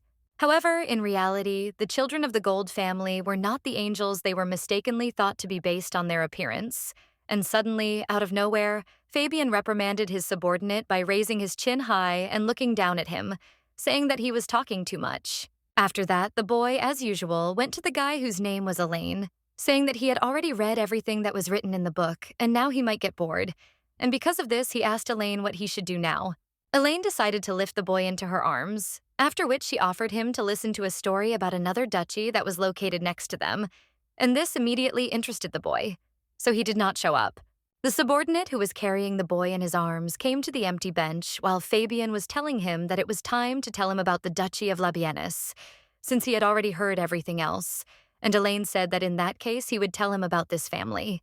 After everyone sat down on the bench, Fabian began to introduce the Labian family to the servant's story. When Elaine told him that the Duke's 2 daughters had appeared at the banquet, and despite the fact that the second girl was born out of wedlock, there seemed to be a warm relationship between the sisters, and the Duke also took care of them. With a slight laugh, Elaine continued to say that little was known about this family now. But now everyone only talks about this family. But Fabian was interested in how the second daughter of Helios could remain so calm, which he asked the servant about. But Elaine was shocked when Fabian calmly told him that she, that is, the main character, an illegitimate girl, was useless in the family if she did not recognize her, and shock appeared on the servant's face. To Elaine's surprise, the boy spoke about this completely calmly, as if it were part of everyday life. And Fabian even explained his words, saying that if someone is useless, then he does not deserve love, and he said that his father tells him this. Because of this, Elaine couldn't help but remember the boy's father, Duke Adolf von Gold, who clearly loved to bully his children, and the boy understands that this is definitely not something he should say to his children. Elaine also understood that his father was hinting to the boy that he only valued him for his ability to bring wealth. So he looked at Fabian, sat on the bench, and understood that it was definitely not his fault, but his upbringing. To ease the awkwardness a little, Elaine asked the boy if he wanted to ask the main character about it personally. But Fabian again replied that his dad did not allow him to date outside of marriage, as if it would tarnish his luck and wealth.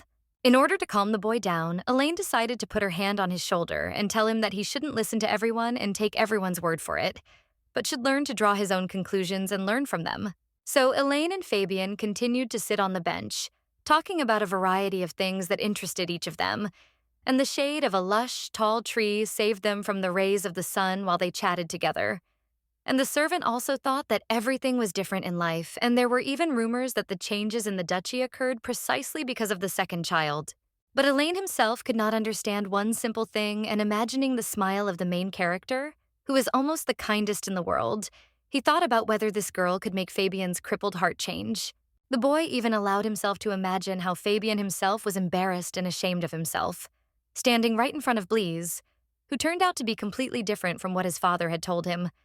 And Elaine was sure that this girl would make his heart beat faster. Meanwhile, interesting events were also taking place in the central temple of the Riaz Empire. And in the very center of the temple, the oracle that determined the future of the continent was going into oblivion. That is, it was dying. The subordinate who stood next to the Great Lord was already trying to tell him with anxiety and excitement that this meant something very terrible, connected with the awakening of evil. The Great Lord had already sensed that great changes were coming, and he thought that he had to urgently notify the Emperor of the continent about this, because he knew that when darkness engulfed the entire world and the chosen child challenged the evil, the demon himself would appear. Because of this, the Great Lord urgently told his subordinate to inform the Emperor that they must definitely find the child of prophecy so that it would not be too late, and the servant said that he would do it right away, watching as the holy man walked away from him and turned around for the last time. The fact is that the child of the prophecy, the girl in white, has the most unusual abilities, thanks to which only she is able to challenge the devil himself. And thanks to the predictions, everyone already knows that such a child will be born in the Labian family. But there is one nuance. The nuance is that even if the temple and its followers have long known in which family the savior will be born, they will still have a hard time finding him, even using blue magic in their hands and hidden capes. The subordinate was already writing a letter to the emperor with a trembling hand about the child of the prophecy, while all the worried servants were thinking about the fact that the entire Labian family was scattered all over the map, so it would be difficult to find that one child.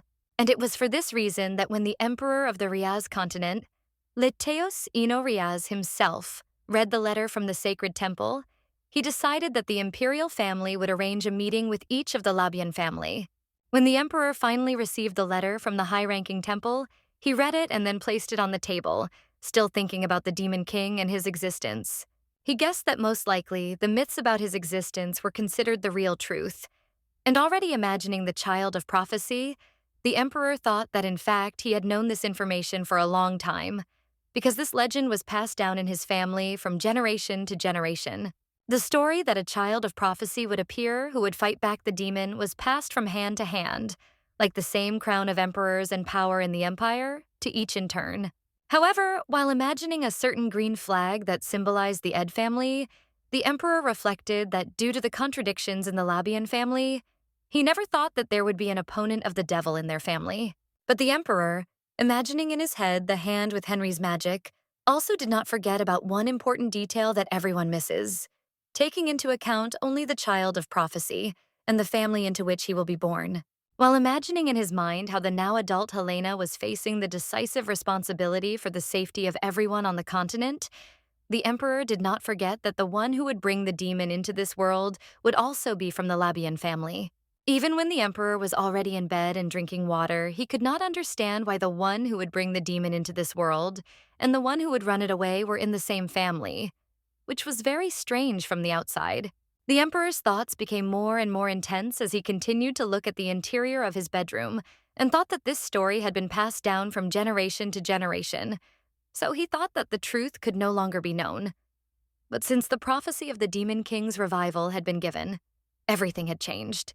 Looking at his reflection in a cup of water, the emperor realized that, unfortunately or fortunately, everything that was said about the Labian family was beginning to seem true. Due to the worries and thoughts about what happened, the emperor decided to put a cup of water on the tray, realizing that only searching for the child of prophecy could strengthen and speed up the revival of the Demon King, which is terrible and could be fatal for everyone. Looking at his room, where the emperor was alone with his thoughts, he realized that the child who would be the devil's assistant would also enter into some kind of contract for rebirth, which was also bad for the continent. The emperor was also curious about the service, and he looked at the cup and teapot, which had an exquisite white and blue color, thinking that he could not be indifferent to this situation, because it concerns everyone and even the whole world, which could easily suffer. The emperor immediately remembered his first and eldest son, Raul, who really couldn't stand up for himself, using all sorts of tricks for his own victory, trying to get support everywhere. Feeling the contrast, the emperor remembered his third son as if in a red magical fire, Eldian, who had recently told him directly that he would soon learn about his demonic sword and his grandiose plans. While the eyes of his son showed obvious madness and thirst for power, the emperor listened to his words, saying that he needed to arrange his disappearance and wait. And Eldian also admitted that his brother could not be trusted, even if he was his child. Because of all this commotion, the continent's emperor was thinking that all the talk about the demonic sword was making him very tired, and that taking over the empire with his sons, one of whom was supposedly already captured by the green snake of Ed, and the other one who preferred to act alone, was too hasty a decision. With such thoughts, the emperor himself got out of bed, walking around the room with a red cloth and looking at the tulips in the vase, and he thought that the main thing now was to find the child of prophecy, because this would help to avoid problems in the future. The emperor decided that he needed to send a message to the temple, thinking that the truth would cause great chaos in society, so he had to gather the members of the Labianus family so that no one would know the truth. So he ordered a servant to send a message to the temple. Meanwhile, the main character was already able to use the whistle and get to the teleportation point, while magic reigned under her feet and Blizz herself was in beautiful shoes, saying that everything went perfectly and she was ready to do everything she had planned. The smiling heroine realized that thanks to the big ring, she really looks like an adult and not like a 7-year-old girl, which makes her happy and also makes the cloud happy, which is next to her and spinning, happy only because of the cheerful mood of its owner. The girl was so happy with her magic that she didn't notice how, because of it, she walked right through a passing person whom she had forgotten to push out of the way, and the heroine thought that no one would recognize her that way. The man, who finally noticed something was wrong and therefore turned to the main character, not understanding what it was. But Blizz was already hiding her appearance behind a cape so that there would be fewer questions for her. After the girl left the man, she removed the hood from her head, realizing that she had to be extremely careful because the bracelet only changed her appearance, creating an illusion. The main character decided to hurry, passing by various barrels and carts in the alley, and Blizz thought that it would be best for her to hurry, because Henry could already force them to obey him. Taking off her hood, she looked at everything she saw, realizing that she should collude with the Information Guild to get all the information, and with these thoughts, she continued walking down the dark street. Clenching her hand into a fist, the girl also remembered that she was doing all this only to force the Information Guild to go over to her side, after which they would not be able to submit to Heinrich, and she would be able to obtain the necessary information, for example, about the Fabian mine. She adjusted her bag on her body, also warning herself that in the original, Heinrich had taken advantage of the guild's weaknesses and taken control of them, and he was a terrible person for taking advantage of the opportunity to make threats. Holding her bag tightly over her shoulder, she continued to walk towards the designated place, telling herself that the main thing now was not this at all, but how to quickly get to the meeting place with the guild during the full moon. But time passed and she still did not see what was needed, and only because of this, the main character anxiously looked at the business card that she found from the very beginning, not understanding why she was sitting and waiting for everyone, and she did not believe that Biella had made a mistake somewhere, just as she did not believe that the guild would not come to her. The lonely girl looked around as the cloud continued to fly next to her, and because of this, the heroine suggested that perhaps she should look around, since the meeting place with the guild might be different. With such thoughts, Blizz walked through the alleys without a hood on her head, while all the locals looked at her, as if they had never really seen girls like her in reality. A small, actually defenseless girl passed by, not very friendly because of their appearance, which was very terrible, as if they had been living on the street for a long time. The main character with long blue hair would have continued walking down the street and looking for the true place to meet, if not for a strange feeling that made her stop and the girl already wanted to turn back. As expected, the lady turned back because she felt something strange in the opposite direction that attracted her, and the protagonist realized that she had to go there and find out what was going on.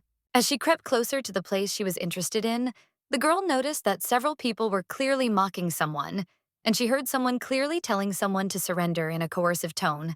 The main character noticed that the gang of hooligans were bullying not just a passerby, but a little boy, and he stood with his head down while all the men around him told him that he couldn't get out of here. Blizz was already thinking about how she could help the unfortunate boy who had the misfortune of ending up in this place. But while she was coming up with a plan, she noticed that the boy himself was smiling suspiciously widely. Because of some fear and shock from understanding who was really in front of her, she even hid behind the wall of the house, not knowing what to do. And she was very confused, not understanding how they could meet here and why fate brought them here at the wrong moment. But while the main character was worried and did not know what to do, the boy she knew and who showed everyone his sly smile already wanted to act, and he told the offenders that only they were in danger now, not him. From the voice and manner of speech, Blizz firmly understood that in front of her stood Eldian Shenriaz, the third prince and pretender to the throne of the emperor. And in the original novel, he is the main character who will lead Helena down the path of evil and bring disaster and ruin to the Labian family. Thoughts immediately flashed through her mind that her entire plan could easily be torn to pieces like some kind of fabric, because the one she avoided the least was still appearing. Hers. And at such an inopportune time. In fact, Eldian is the one the main character least expected to see here, especially at such an inopportune time. And she became even more worried, not understanding what to do in such a case. And yet the girl decided not to take risks, because she quietly got up from her seat and walked in the other direction, thinking that she needed to leave as soon as possible before anyone from that company noticed her and did something bad. But as it turned out, that was not all. And while Blizz believed that she could leave quietly, Eldian spoke as if he saw her. And then he said to someone, "Does he think? Like he doesn't know that you are hiding something?" But the hooligans did not understand the question, so they asked the boy what he was saying. The bandits told the teenager not to talk nonsense and not to mess with their heads, but Eldian only responded by releasing his caustic red magic, forcing the men to shut up, and he said that he was not talking to them at the time. While the bandits were getting their necks kicked for their manners and bad manners, Eldian went to the place where the main character was, and he even turned his head with a grin, asking her where she was going in such a hurry. The little boy even took off his hood, appearing before the main character without it and showing his light but sly smile, as if he knew her secrets and true intentions perfectly well. With his hand, the boy forced Blizz to remove his hood as well, and the main character turned to him with surprised eyes in surprise, while Eldian continued to ask her if she was the killer hired by her brother. But when the third prince realized who was standing in front of him now, he was stunned, because until the last moment he thought that it was an ordinary villager or a local who wanted to harm him, but not a beautiful, frightened girl. The main character was no less surprised because she looked at him with surprised eyes and with some fear that she was exposed and she does not know what to do next, because Eldian just saw her real, without magic and the illusion of an adult. Eldian still hadn't let go of the heroine's hand, but held it as if he wouldn't let Blizz run away so easily if she wanted to. And he, perplexed by what was happening, asked what she was doing here while the girl couldn't recover from the shock. To find out what was happening to Eldian and what made him come to this alley after running into hooligans, you need to find out what happened about an hour ago, when the boy was wandering around the city and looking at the dark sky. He looked up at the sky with the stars, and also looked around as many times as he needed to make sure he wasn't being followed, and then walked to the designated place to meet with the guild leader. Eldian needed the Information Guild in order to find out all the secrets and mysteries of the empire that the guild kept for itself, and in order to meet with the head, he tore up the business card to then throw it on the ground for the ritual. And as soon as he did this, blue glowing circles instantly appeared on the stone road, which only meant that one of the guild representatives would now appear before him. As soon as the torn business card fell to the floor, a strange man with long red hair and a bunny mask on his face appeared in front of the boy, and the suspicious man said that he was very glad to meet the boy. In addition to the fact that a masked man magically appeared in front of him, Eldian also noticed that the place around him had changed, and he was no longer standing on the street, but was in the office of most likely the Rabbit Man himself. When the third prince of the empire asked the masked man if he was the head of the Information Guild, he nodded approvingly. And after that, the boy continued to look at his colleague and was surprised that the head looked so young. However, Eldian quickly calmed his thoughts about the supposed age of the guild leader, realizing that if a person does his job well, age does not matter here. And looking at the desk, Eldian said that he would get to the point. The boy looked at his interlocutor with determination and told him that he wanted to fake his disappearance, and he also added to his words that he wanted everyone to believe it. After which he asked if it was possible. The guild leader answered briefly as he raised his hand, pointing his index finger at his head and telling the boy that it was not at all easy, since he would have to interact with memories. Eldian clenched his hand into a fist when, after so many unnecessary words, the guild leader told him that his plan was quite feasible and everyone would be able to believe that he had disappeared, which was exactly what the boy needed. Suddenly, Eldian went deep into his thoughts and remembered himself in an expensive suit, and realized that now that he could use the power of the demonic sword, he was not entirely sure that he would not go crazy. Imagining magic and light seals in his head, Eldian realizes that in order to learn how to control the sword, he needs to train a lot. But Helios promised to help him with this, and he also knows that the training must be completed to maintain his sanity, because Labian's cleansing magic is able to tame the energy of the demonic sword.